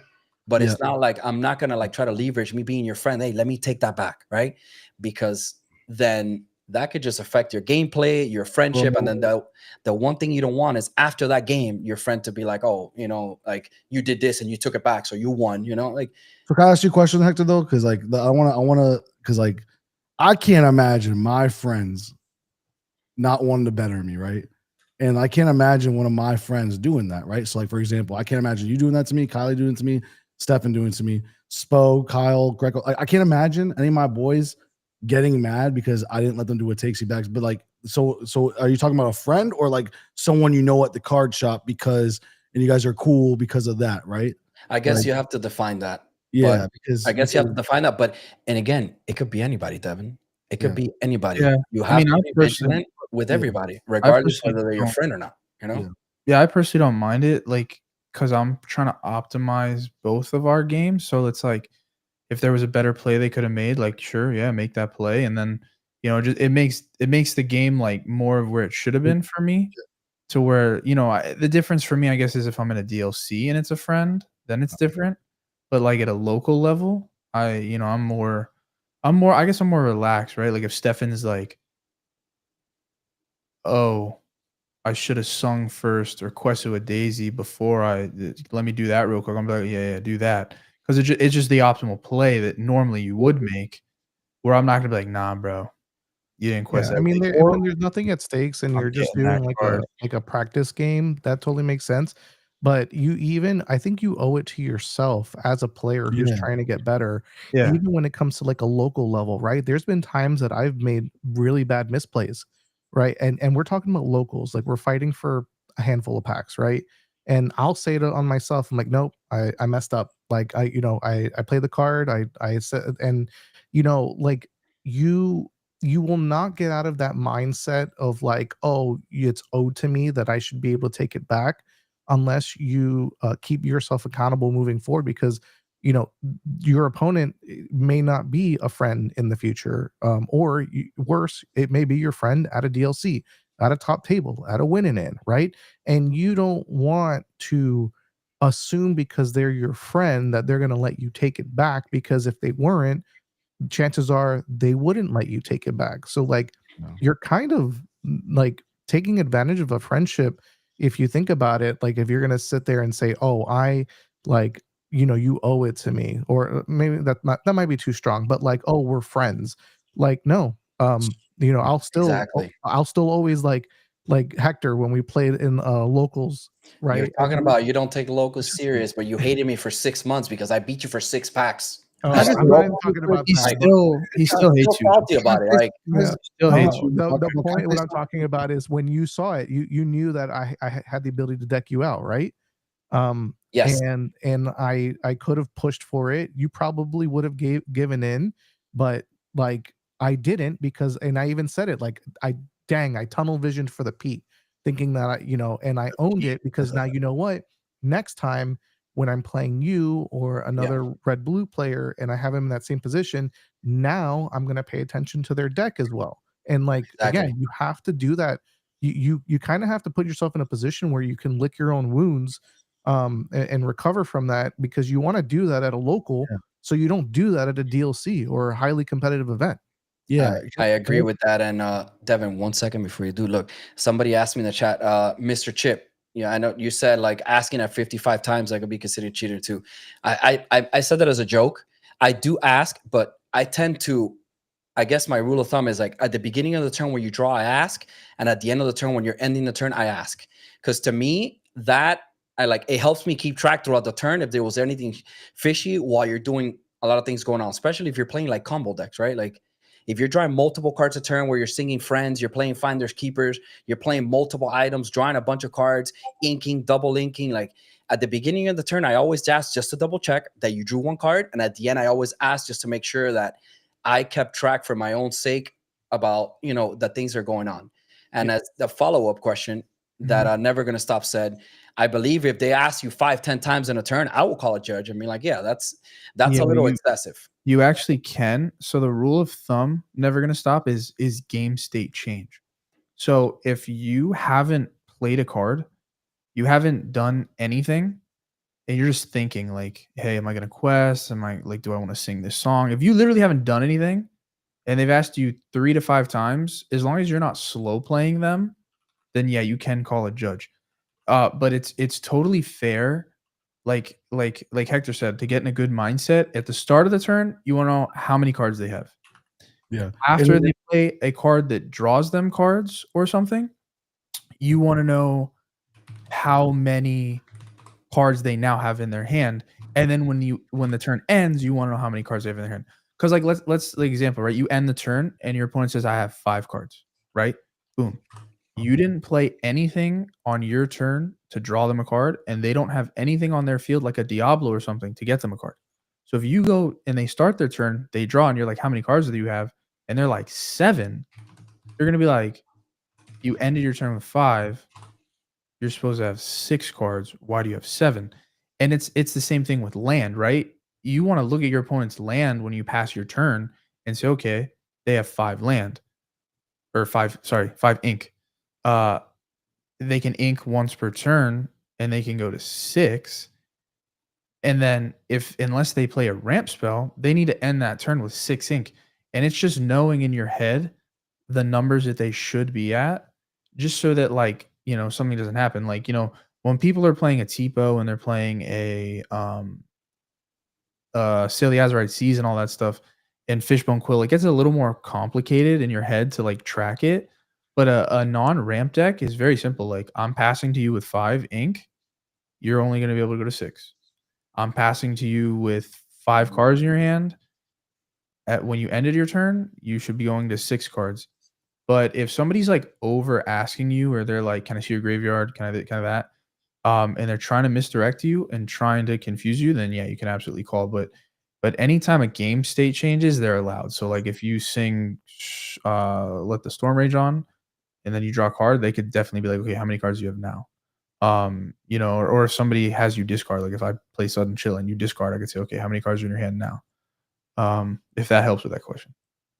I want to add something to, since you mentioned about the ink, a little. I mean, it's allowed now. So when I talk to when my opponent inks, I ask if at the beginning of, if for the turn they can leave the ink face up until the end of the turn, because it kind of helps alleviate having to keep track of so many things, right? Especially if they're gonna double ramp or ramping.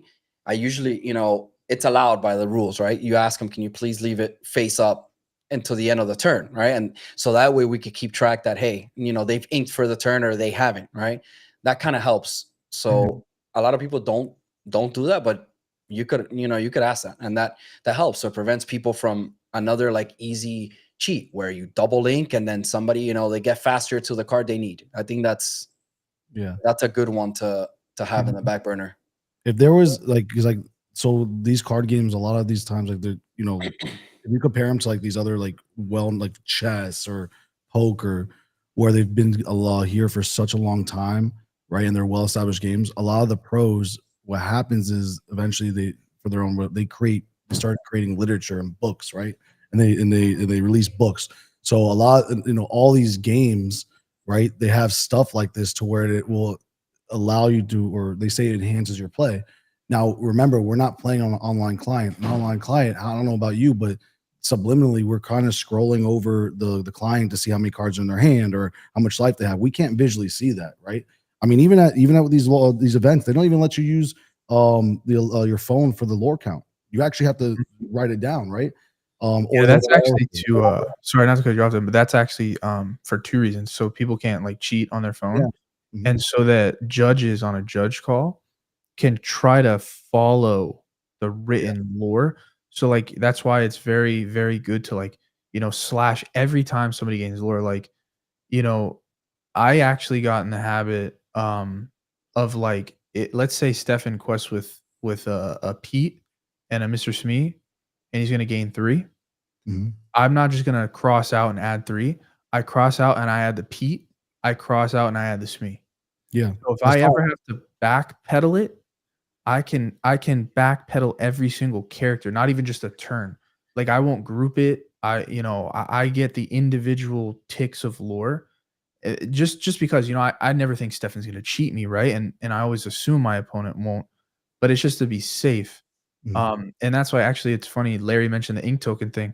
We actually have been handing out ink tokens, and people have been using it actually to put on top of their ink that they've inked for the turn, just as like an indicator, which is all good because, it shows your opponent, hey, I inked. And it's like, it's just something that's there that reminds them, because sometimes you're late game, and if you put that ink face down and you're like doing complexities and things, you might forget that you inked and try to ink again. So it's not even like you're cheating intentionally. You're just like, it's just out of your mind. But you have an ink token and boom, it shows like, oh wow, I inked, so I can't ink. Can I give some insight real quick? Look how beautiful this is.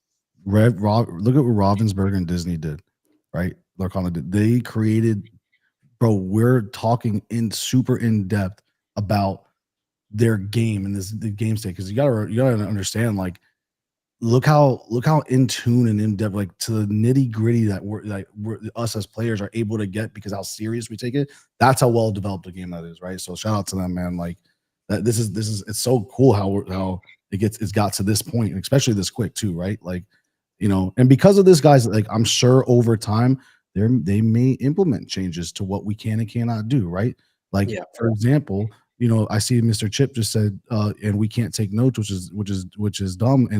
And guys, like that is think about it. Like it could, imagine we could take notes. That'd be great. Like it could give us some insight. Who knows if Ravensburger or the community says it, we think we should do X, Y, and Z because of that. And he brings up a valid point, right?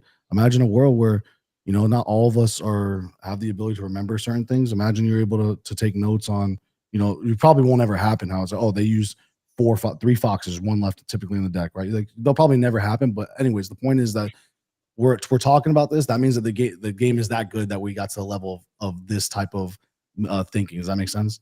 Yeah, I know. We're short on time. I just want to answer 2 other questions that I see in the chat that I think are extremely good. Never gonna stop. I know when you just said that you could say no because you'd rather not. I guess that's just me as a player to just simplify it for my opponent, where I will keep your face up. You have the right to deny it, of course. Now I do think, not against you or anything, there's some players out there that when they ink, like I've gotten in the scenario where they ink and they flip it super fast, and I ask, "Oh, what did you ink?" And then sometimes they get upset, you know, because they have to reveal it again.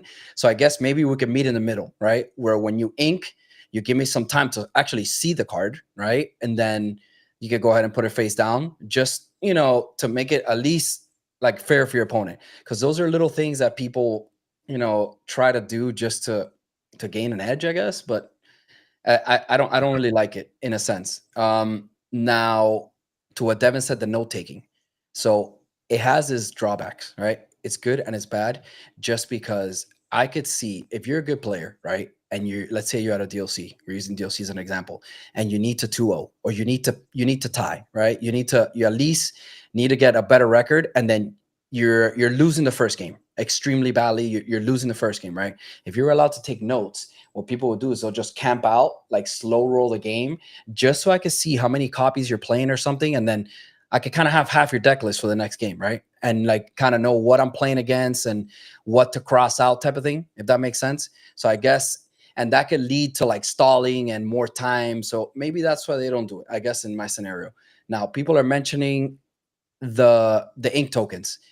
To be honest, I've been wanting to use ink tokens, but bro, I get like lost. Sometimes some of these players, they'll do a bunch of things, ink again, and then they'll swap the token at the end. I guess it gets confusing for me. So I can't personally do it. If you could do it, then that's great. But I like the idea of where maybe, you know what, for future SSG events, you do an SSG token that says you inked for the turn, right? That'll be pretty cool. That's what people are actually using our token for. I'm actually not sure if it's like a legal thing. Like, I know people used to turn Pete upside down to show Pete is active, and actually found out that that is incorrect and unallowed. Yeah. Or not allowed, sorry, but people are allowed to put like a marker out that just kind of shows, hey, Pete's effective is active. So I'm not sure, like there was a question in the chat, I think by Never Gonna Stop. I'm not sure if you're allowed to put something on top of your ink that says you inked. I just know that people have kind of started to do it. Obviously, you know, when we get more official rules and an official judge program and everything from Ravensburger, or hear from somebody like Albert on the topic, then we would have like a final answer. I know like at the store level, we don't really mind it because it's just kind of what people like to do. And, you know, I don't see any harm in it, or there any way there could be cheating. Okay, so somebody tried to do it our last one. So it's probably Ronald. So I'd probably have to clear it up with Ronald. He said they couldn't put something on top. Yeah, I think dice like on the hand to put the number of cards. I don't think you can do that. Yeah, you can't. There's certain things that that happen during like one of the last DLCs where the judges were informed to go around and make sure that the die that was on the hand, just to kind of like think of it, if my opponent was Hector and he kept asking how many cards in hand, instead of him, like, because the way I look at it is from a time perspective, right? So if I have to like look at my hand and tell him, I'd rather just take the die, put it on my hand, and I'm done. Like, whatever you want to know, you just look at my hand. I'll spread the hand out, put the die on it so you can see everything that's there. But you know, that's considered note taking. So you know, until we get some clear rules, like I don't think there's anything wrong personally with indicators, like a Pete indicator, like a hand indicator, like those things. I think they help make for clear and fair gameplay. But until those are officially Clarified. clarified on it, it's just one of those things. Like I'd rather not put myself in a position where I can get a unfortunate judge call because I was trying to be helpful. I'd rather just play by the rules that were set and then advocate for changing those rules at an official level when we have the ability to do so and have that conversation. Yeah, they should definitely do like a P token. I'm sorry, guys. P token or something. Yu-Gi-Oh does Yeah, no, that. I was gonna say that. Like, I agree with Devin. Like, Magic makes a lot of stuff. Like, energy tokens came out, and here we are. We have like an energy token, so you can just, if you have 5 energy, you can lay out 5 tokens, or you can just put out 1 energy token and put a dice counter on it that says 5. And similar thing. Like, it would make sense. Like, if they printed like a little Pete token that just hey, no actions. Because I mean, funny enough, how many times I've done it too. How many times you guys turn around and you're like, hey guys, like you go to sing a song after somebody played a Pete, and then you're just like, oh wow, like you can't do that. Now you just gave away what's in your hand. Yeah. And now you know what I mean? And it's like just because like it just didn't cross your mind, because there's really no visual thing unless you just keep thinking in my head, oh, he just played a Pete, oh, he just played a Pete. But if there's something out on the field, like boom, you can't do this. Yeah. Don't worry, guys. We have that coming in the works now. Kylie's favorite lines. We have a slam the Pete token. I'll make the slam the Pete token, bro. I didn't want to ruin it, guys. I'm sorry. I can already see Hector's face. We actually have those in the making right now. We have someone creating those. Oh, yeah, Ronald's in the chat. That's our boy. Shout out to Ronald, MVP judge. Just a lot of things somebody said is cheating very prevalent in the chat. I mean, that's Johnny Boy. A lot of that stuff will be prevented just by some judge program or some guidelines, right? Like of things that are considered like cheating, and like because sometimes like they don't know, and then they go on the fly for the judges, and the judges have to make the decision, right? So, anyways, Ronald, question on trading real quick. I'll let you go, Kylie. I was just gonna ask Ronald, question for chat. Next tournament, if obviously not with the ink token that we hand out, but if they have an old ink token, can they put that on top of their ink to use as an indicator, or is that not allowed? This is SSG's head judge Ronald right now. He will 100% clarify this for us, and then we'll know. And if we can't, can you tell us why? And then Devin, you can go while he's. All right, because I feel I didn't get to talk on this cheating topic, and I have one thing to say, and that's it. Before, so we don't have to go through a rabbit hole. Say it. Go ahead. Do it. Say it with your chest. Foremost, all right. I think the average people in this group are how old? How old are we? Let's just say we're above. 23. Embarrassingly older than you're probably assuming right now. I feel attacked. Age discrimination, right? Grown men and women. Okay. Shout out to all the women that play Lorcana. All right, because I know they're not cheating. Okay. First and foremost, how are we cheating in a child's game, man? Blatantly. Now it's different if it's not considered. If someone makes a mistake, I wouldn't technically consider that cheating, right? That's not necessarily as a mistake. Okay. There's a difference. If someone goes and draws, well over 4 cards, like with an aerial, if they look at 5 or they accidentally grab one by accident, whatever, or even though they know what they're doing, or they're actually someone opens up with 1 extra card, that's different. But when you open up with multiple cards, bro, and you know that you're getting an extra ink with your fish bone, whatever the case may be, and you're blatantly doing it, that's crazy in my opinion. And we all have opinions, but that's crazy. Like these events, man, like I understand, like maybe like there's a lot on the line, like in our events. Okay, I guess you could say that. It's all subjective. But like if you're like locals, set champs, like if you have to cheat to win at these games, then you shouldn't be playing these games, bro. Like that's just me. Like that's how I have to say. If someone wants to argue that fact with me and want to go on this podcast with me, go head to head, I'm down for it all day, every day. I would love to do that. Matter of fact, I'll pay you to come on the show. No. I'll do that.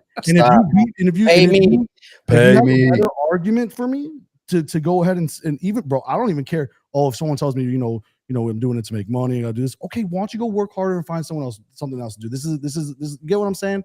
Like, it's not fair to those who actually pour their heart into this game. There's a lot of people that take this serious, right? Very and true. if someone's gonna lose and you can't go back and like you hear about an event, oh, this person cheat, like this and that. and like, don't get me wrong, we're doing better and at for us at least, because I can't help if the other events people are cheating and they're not catching it. But our judges are I would say the top of the top. Or we're more aware. We have more resources out there to prevent that from happening because we actually care. But man, if you have to cheat at this game, bro, like Devin, we'll make that. Let us catch you cheat. You'll never come to our event again. I promise you. We'll make that the first topic for the next podcast for sure, because I have a lot to say on cheating. My last recommendation would be this: always, please pick up your opponent's deck and shuffle it. Don't ever just do a cut or like one card, two cut. Don't ever just do that. Just give it a shuffle, because you never know. A video surfaced of Spessy that his opponent on camera was shuffling and he put 2 cards on top. Right, that he wanted. He was looking down as the deck he was shuffling. He was looking at the deck. He started shuffling. He put the 2 cards that he wanted on top while looking at them. Right, and then his opponent did not. It just he forgot to pick up on camera. No shame. What was that for? What type of what do you win for that? Like what did he win for that? No, well, I mean, yeah, of course it was pricing. Just. Yeah, but okay. Well, what is surprising, right? Like, what was Evan? That's the thing. I know it doesn't matter, but like, because some people argued with me the other day. It depends on the pricing. People could do it. I was trying to I'm trying to pull that rebuttal away. Well, studies show that the higher the pricing, the higher the chance that somebody will be willing to risk, cheating. We're talking about Arcana, bro. Like, I know there's scandals that go on everywhere. Bro, football, there's scandals. Poker, there's scandals. Exactly. In poker, right? So think about this. A good example. If you're playing at your house right now and we're doing a poker tournament for $500, right? Chances are you're not going to want to cheat. But if you, let's say some people, if you're going into a world poker tour, right, and you have a chance to make the final table, some people might try to pull something, right? So there's millions of dollars on the line there, so it's different. Like, even though I won't, that's crazy. But like, bro, like, you're coming to one of our events or someone else's events, and like, I'm just only saying ours because I can't speak to anyone else's. But no one prize support. We'll have really cheated on our events, but like, bro, that's crazy to me. Like, think about it. Anybody winning $1,000, that's a lot of money. People winning $1,000 can be most that they've ever won at an event. So I do. Okay, but here now I love that you brought that up, because I know we're gonna go over the time now. Talk about $1,000, okay? All right. How long does someone stay there? You break it down by the hour. Bring about how much time. There's places you could do to go work for that money, right? This is a grind, bro. It's a grind. Okay, but exactly. You brought up the grind for the hour. But think about this. If you're there for 10 hours and you can win $1,000, that's $100 an hour. Okay, cool. Not every 99% of the people in the country don't make $100 an hour. You have to come in first to do that. No. If you make top 8 and they decide to split, right, that's $1,000 right there for an example. Bro, I understand that and I get it. Sure. I get it. Okay.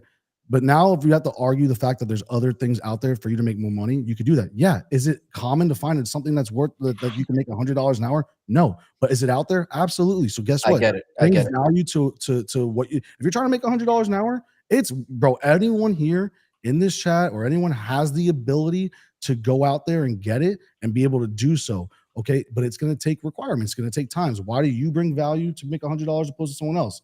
Right? Like, everyone bleeds the same. Everyone has that, like, everyone has the opportunity to do what everyone equally. Right now, I don't want to, for the most part, but the point I'm trying to make is that we're talking about, like, comparable to this. I'm not talking about, like, you have to get a degree to be a lawyer, this and that. Far from that. But what I'm saying is, for the most part, set champs, all this stuff, you could go out there, work hard on and make a living, and then come play this game, bro. Don't go cheat your way to winning. That's so whack, bro. That's so whack. You compare it. Look, you compare it by levels, right? Like I said, you feel this way, but somebody else might not, just because, like you said, it depends on people. It goes deeper than that. It goes into the mindset of people. You never know, right? Like, some people, like somebody said in the comment, we're human. I get it. Sure, humans cheat. Fine, that's great. I understand. Some people said in the comment, they were like, to go through life saying, I don't agree. I know that there's people out there that cheat. Like, who said that? So did my squirrel. Okay, someone will risk. We are human. 100%. And the higher it goes, the more than likely somebody's willing to risk it. Now, if we're doing a locals where we're winning 5 packs for 10 hours, or we come to practice and play, you're not going to risk that shit. Bro, right? Listen, but if you're playing for a DLC, let's take a step back real quick. I know you guys don't have to listen. I've played a lot of different card games, and I play poker, heist. I get it. So listen, I'm fully aware that there are cheaters out there. I'm fully No, you're aware. not. We You know, saw yes, somebody, oh, we saw somebody cheat you, and I almost killed you. I was like, Devin. First off, like I don't even want to bring that in the chat, bro. That's crazy, like, bro. Like, It was a joke, bro. It's a joke. no, I understand that, but what I'm trying Check to your say blood is, pressure. It was joking. no, well, you know why I'm mad? Let me know why I'm mad. Or I'm mad. I'm passionate. You know why I'm passionate about this? Somebody Try said coming it's a into our rush. shop. Good Try point. coming to our shop every day and seeing a lot of these players, honest players, put the time in, have the emotions with it, right? To be and lose during a match because someone cheated and they end up winning a tournament, right? Like, dude, I'm not talking about life where like, oh, people do. I understand that, bro. People cheat all the time. I'm sure someone stole something from multiple people. That's not what I'm saying. I'm talking about this card game, bro. I'm talking about a card Look, game Devin, that is somebody intended brought- for 6+ years old, bro. Somebody Like- brought another good point. Never gonna stop. Some people just cheat I for the understand, rush. Some bro. people I cheat for the understand that. rush. I Like get you, it, sure, you but do it what I'm once, trying to bring don't up, get caught, listen, you guys don't, keep doing it. you guys do not have to convince me as to why there are cheaters out there. I'm fully aware of that. What I'm trying to understand is in this particular card game. I'm talking about this particular card game. All right. So let me make one thing clear because this is what I can control. Okay. I catch someone cheating in my events here, they're banned for life. Bottom line, I'm blatantly cheating. Blatantly cheating. There's a difference between making mistakes and not knowing and not being, whatever. If they are caught cheating, no more playing at our place. If they don't like it, they can leave. With substantial proof. There you go. With substantial proof. Substantial proof. I Yeah. said caught, yeah. And I'll, that's what I mean by that, man. Like, listen, I understand people cheat. I'm not naive. I'm not like I understand and I get why. I'm sure there's a whole psychology behind it, and I can understand and conceptualize why one may cheat. And I know that you have to do what you got to do to make it in life. Sure. I'm talking about a card game, guys. I'm talking about a card game. Devin, that leads to something else that a lot of people don't do, right? I know we've gone over, but this is Call a a great, judge, right? this is a Like, call a great judge. topic. A lot of people that look, if you go to these big events, sure enough, at one of these events, you're gonna walk by somebody and somebody's gonna say, "Man, I could have sworn I got cheated. That this person did X and this and that, right?" So, and they're talking about it after the moment, right? So, if you want to try to prevent that and make the community better, if you feel there's something off in your match, and like Devin has talked throughout the whole thing, if you feel it in your gut that you feel like there's something off, make sure to call the judge on the spot because that's what the judge are there for. The judge, we have DLC caliber judges, right? So these guys are there for that reason. Don't feel ashamed. Don't feel like anxious because you don't want to be put on the spot or because you think people are going to talk bad about you. No, call that judge and double check the game state to make sure that it's fair play. A lot of people don't do that. And what happens? You're going to have that regret later where you're going to go talk to your friends and you're going to be like, hey, maybe this person's cheated, and I didn't know what happened. And we've seen it happen at some events and at some point, that's how you clean out your community, right? We've seen several people say, hey, I could have shown this person did X and did that, right? And several people are talking about it, but we can't do anything. I Because there's can't no proof. tell you how many times people have come up to me during our event and said, questionable behavior happened during the game. And you know what my first response is every single time? Did you call a judge? There you go. No. Every I don't want to make it awkward. I'm like, excuse my language, but hell no. If someone, like Devin said, I am a father of 3 children. I work at a card shop the rest of the time. Like, I'm a very busy person. So the time that I have to play Lorcana at a personal level is very, very it's a lot less than what it used to be before I worked at the card shop, unironically.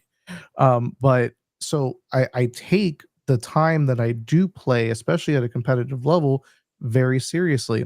And because someone feels like that they can take advantage of that through cheating, manipulation, it's just like I'm going to advocate for myself because like you need to. In the end of the day, you need to. Just like Hector said, that's what we have these judges for. They're not there to make the game uncomfortable for you. They're there to ensure that integrity is being met while playing the game. That's the reason why we bring a ton of judges at our events when they're capped. Like we've had more judges than I've ever seen at any other competitive event. I forgot how Albert put it. Like I think he mentioned that we have the low, like one of the lower ratio of players to judges, which is great because that means that there's just a ton of coverage on the floor. So Mhm. like a judge is never busy to be able to assist you. And it like shout out to Ronald. If there's a judge that you want there, it's someone like Ronald. Ronald is a very extremely fair. He knows the role he has to play, and like he will not like if he needs to advocate because he knows that like either like a judge call needs to be done. Like it's Yeah. he does not back down. This is the judge call. This is Yeah. it. Yeah. And like you very rarely have like a lot of people, especially let's say if you're a newer judge to Disney Lorcana, where the rules are still kind of like like they're not as fleshed out as a more established game like Magic, right? Some interpretation of the rules from one judge might differ from another, and it creates this awkward situation where if the ruling goes one way, it's more advantageous to the offending player, and then the other way as well too. So like having someone who is clear and understanding of the rules is very critical for making sure that our tournaments remain full of integrity, and like that's the one thing we'll always continue to pursue, and without question, like when we plan a new event, we don't even ask who's head judging. It's Ronald. Yeah. You know. Yeah. And can I add Exactly. something real quick? You said that we have all these people. Imagine this. Let's relate it to real life, right? Okay. And you're at home and you have somebody break into your house. What are you gonna do? You're gonna call the cops, right? But if you don't call the cops aren't gonna know to show up, right? Same thing with this, bro. Like if you don't make it a notice to the judge, they're gonna come. And then it's going to be too late at that point. Oh, I don't know to call the cops because I wasn't sure if that person downstairs was really trying to rob me or something, right? You got to call the judge. Just call it, right? Don't be ashamed. Don't be scared. That's what it's there for. Just do it. Otherwise, well, you know what it is though, guys. And I know I'm going to go on these rants, but like a lot of times too, a lot of people will say, "Oh, I think this person was cheating because of X, Y, and Z." Bro, that's not. You know why they feel like that? Because they lost. It's an excuse that they lost. You feel me? A lot of times, it's not that the person cheated. There can't be that much cheating going on unless I'm just naive. I don't unless that if there is, then that person, if you're not calling a judge, is naive, right? But like it's like the same thing in poker, bro. I got the card on the river. I got sucked out on. I had a straight flush, and he had a royal flush, bro. Like that doesn't happen often, right? You know what that's called, Devin? That's called deflection. And a lot of people do not have the emotional maturity to understand and say, I made this misplay, therefore I lost this game. Yeah, You they know? don't do that. Yeah, Yeah, and Also, sometimes again, like you again, I kind of rolling back, like you owe it to yourself to own your mistakes. That doesn't necessarily mean that you're a horrible Lorcana player or No. game player for any game that you come from. It just means that there's more opportunity for you to learn from that mistake.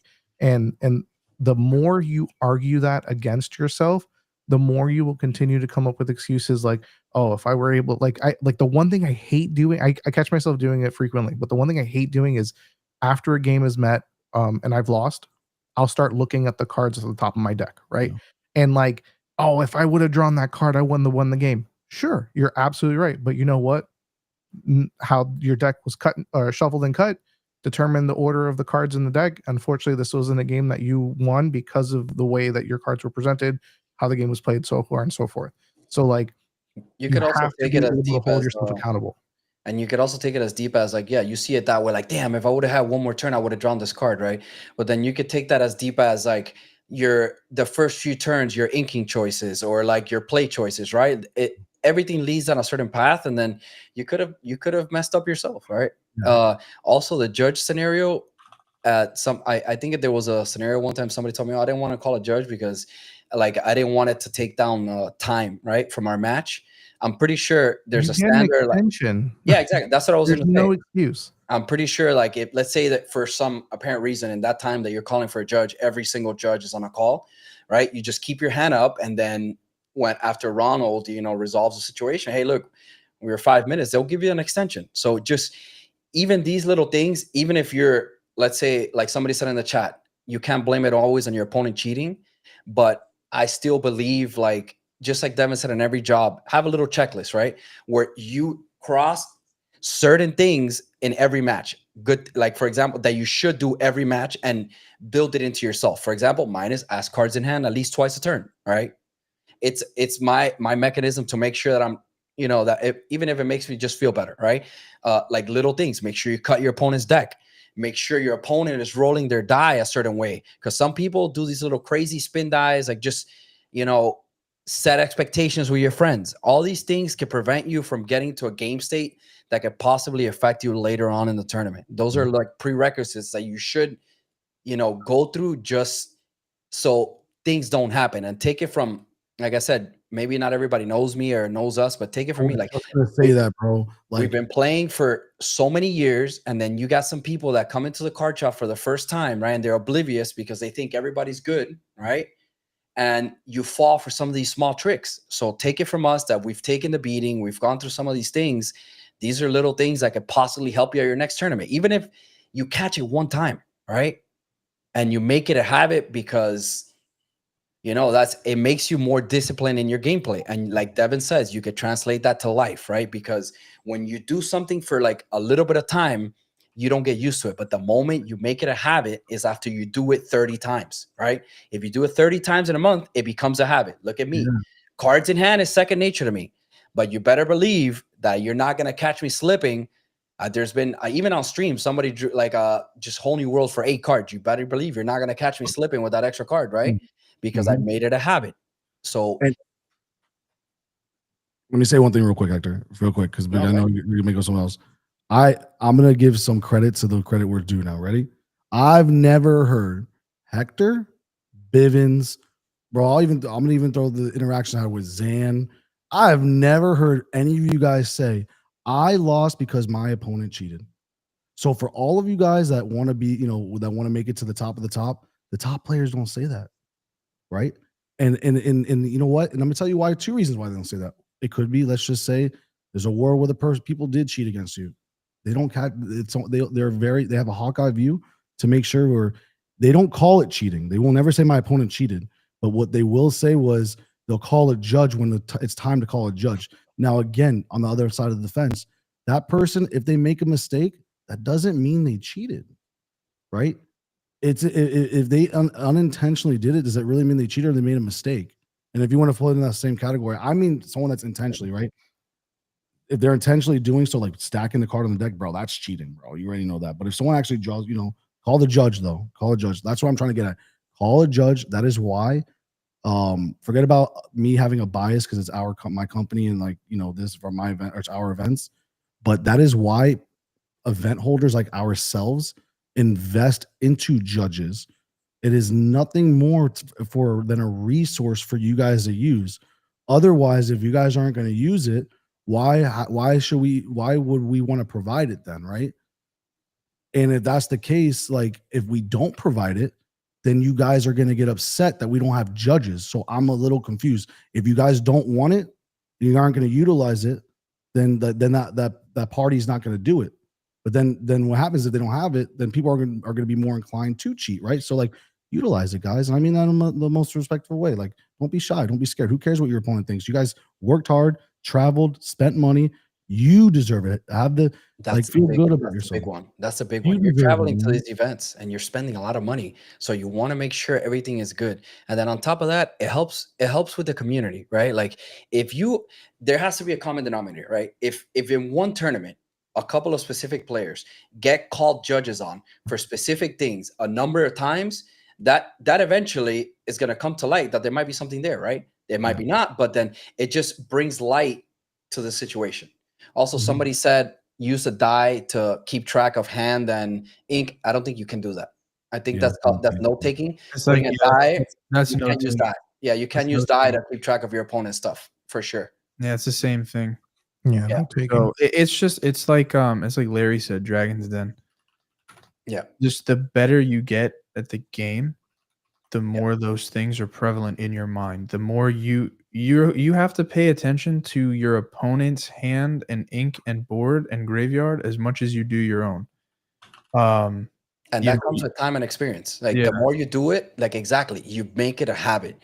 You build something into your system that the moment you do it for a whole month or 2 months, it becomes second nature, right? Like you won't even catch yourself. You're gonna see these things like, and that makes your game better, right? So just with the experience and all this time, and with time, like I said, it'll be a lot better for everybody. But make sure to call it out, because that helps the community and it helps everyone to make sure that these things are taken care of and the proper, infractions are being handled and given to players that, that warrant it, right?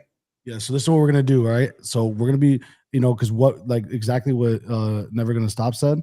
They're not gonna do it. They're never gonna do it again. They're gonna ban them, right? Because we would ban them if we find people cheating. They're banned, right? Blatantly cheating, banned. And then what we're gonna do is we're gonna invite them to an invitational of the cheaters, so then they could play and they could cheat against each other. And we're gonna stream them. In And the we're gonna stream gulag. them. You're gonna put them in the gulag, and if they want to get unbanned, they got to win the tournament. That's actually pretty fire. They got No, that means they're the best cheater. Yeah. How could you Now you're unban gonna have the people best cheater? intentionally wanting to cheat just to get into that tournament. The last place tournament, the last place person would get unbanned because they're the worst cheater. The first place person is banned for life because they're the best. This is cheater. That's well, obvious. in the next one, let's actually keep talking about this topic, because I have a couple things that I could just bring up. And being informed with some of these things, like for some of these players that haven't played as long as we have, right? Like being informed with some of these things is really good, because you never know. fire. And listen, we could, and that's the thing, like, because again, it's not like no one wrote a book on how to play Lorcana, but if this game blows up, like that's how you can market and capitalize on whatever. But anyways, point is that is something that you're going to put in your book, because a lot of the book is people think it's fluff, but the reality is that's why these players are good. They know how to identify these things, they know how to keep track of it, and that's why I don't think paper would ever die out if Ravensburger and Disney ever created an online client, because dude, that's a skill set. As a let's see, who said that? Who said there's a skill set? Because there's definitely a skill set to identify these Yeah, things. Larry said it. Yeah, Larry said it, right? It's definitely a skill set to identify it. And identifying, being able to play live with other players helps you do so, right? Like, and you'll know if someone's doing it on purpose most of the time or not, right? I can name. You get a feeling. You're like in your gut. You're like, all right, this guy's not like. If Hector's asked me how many cards, I'm like, all right, Hector, this is Hector. But if it's something I don't know and it's just so excessive, I'm like, bro, like, what are you trying to do? You're not going to throw me off. You know what drives me crazy, guys? Again, and I keep bringing this up because again, I get to hear stuff behind the bush all the time, bro. And I can't understand why, if there's a player that everyone says cheats, why haven't they called it, either of them, any of them, actually called a judge? I don't get it. If this player is doing this to everyone we know, right, numerous times, why not call a judge and include the judge in it? What I'm saying, in every game. So that's all I gotta say, is that if something's happening, call the judge. And sometimes, if you want to be respectful, you don't necessarily have to publicize it. Speak amongst the judge and the other player. It doesn't have to be a big thing, but the reality is that if you don't like it being done to you, then try to say it for yourself, right? For other people, because I see it in all these other card games, bro. I see it, I see it in Yu-Gi-Oh all the time, and Pokemon, like, for example, there was a player that that back in a long time ago that was, they said, oh, that this person does X, and he was one. They were trying to say it was one of my players at the time, and I know that particular player. I know his character. Otherwise, he wouldn't have been, sponsored at the time, and and sometimes it's just a misunderstanding, right? Sometimes the community isn't like, I don't know, just you gotta shed light to it. Don't be scared. Voice up in the right way. Don't be disrespectful, but be nice. Big brain plays, I agree. You protect yourself, but look, like you said, you were there for 15 years, right? So usually when you come into the space, because it's so new, is a lot of like people that is their first card game. So a lot of people they don't know, right? So with time, you take little beatings, and you learn, and you protect yourself with time. All right, yeah. I'm done talking.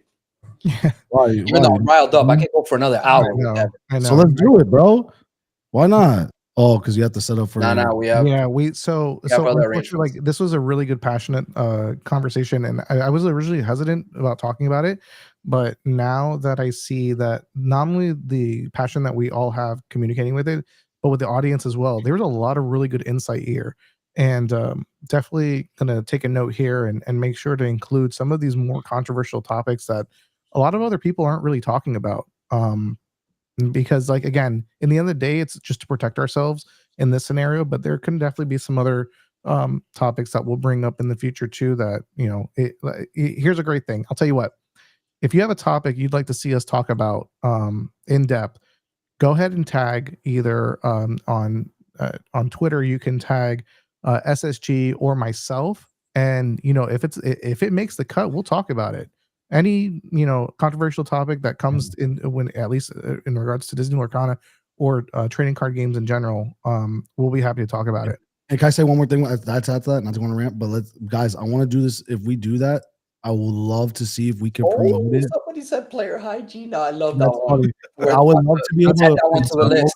Add Guys, that one to the list, please. I would love to be able to promote these topics where like it could be like an iffy topic, or like people have to walk on eggshells because like to be politically correct. I want to say this though. I would love to do this in a positive way. We don't want to have to do, if someone has certain experiences, let's be gentlemen about this, right? Let's not, if someone is at their local somewhere, and don't name drop people, just literally try to talk about the topic to improve the scenario, not enhance it, right? We don't want to cause drama. We don't want to cause people fighting one another. We want to be able to talk about things, shed light to it, so newer players and current players can know how to handle certain situations, right? And maybe better our community. But we do not want to name drop or slander anyone's name. That's the only thing I want to say before we start doing stuff like general this. Discussion between friends to better the community. That's what it's all about. And if somebody's in your community doing so, why don't you just, instead of like name dropping them, go to them silently and talking to them about it and try to better them. Don't like try to embarrass anybody, because that's not what this is intended to do, right? So that's all I want to say. No, for sure. Yeah. And it definitely, I think you hit the nail on the head. Yeah. It's not, we're not looking to start crap with anybody, but it's more along the lines of like, here's a problem, here's how we would solution it, and here's how you guys might be able to do it in your local communities as well too. Because I think in the end of the day, all of us just want to be able to take a break from the life that we live and play a card game that we enjoy. And with that being said, I do have to get the store set up for the One Piece Treasure Cup. So if you're into One Piece, check us out. We should be live again shortly, so you can watch gameplay at the SSG store.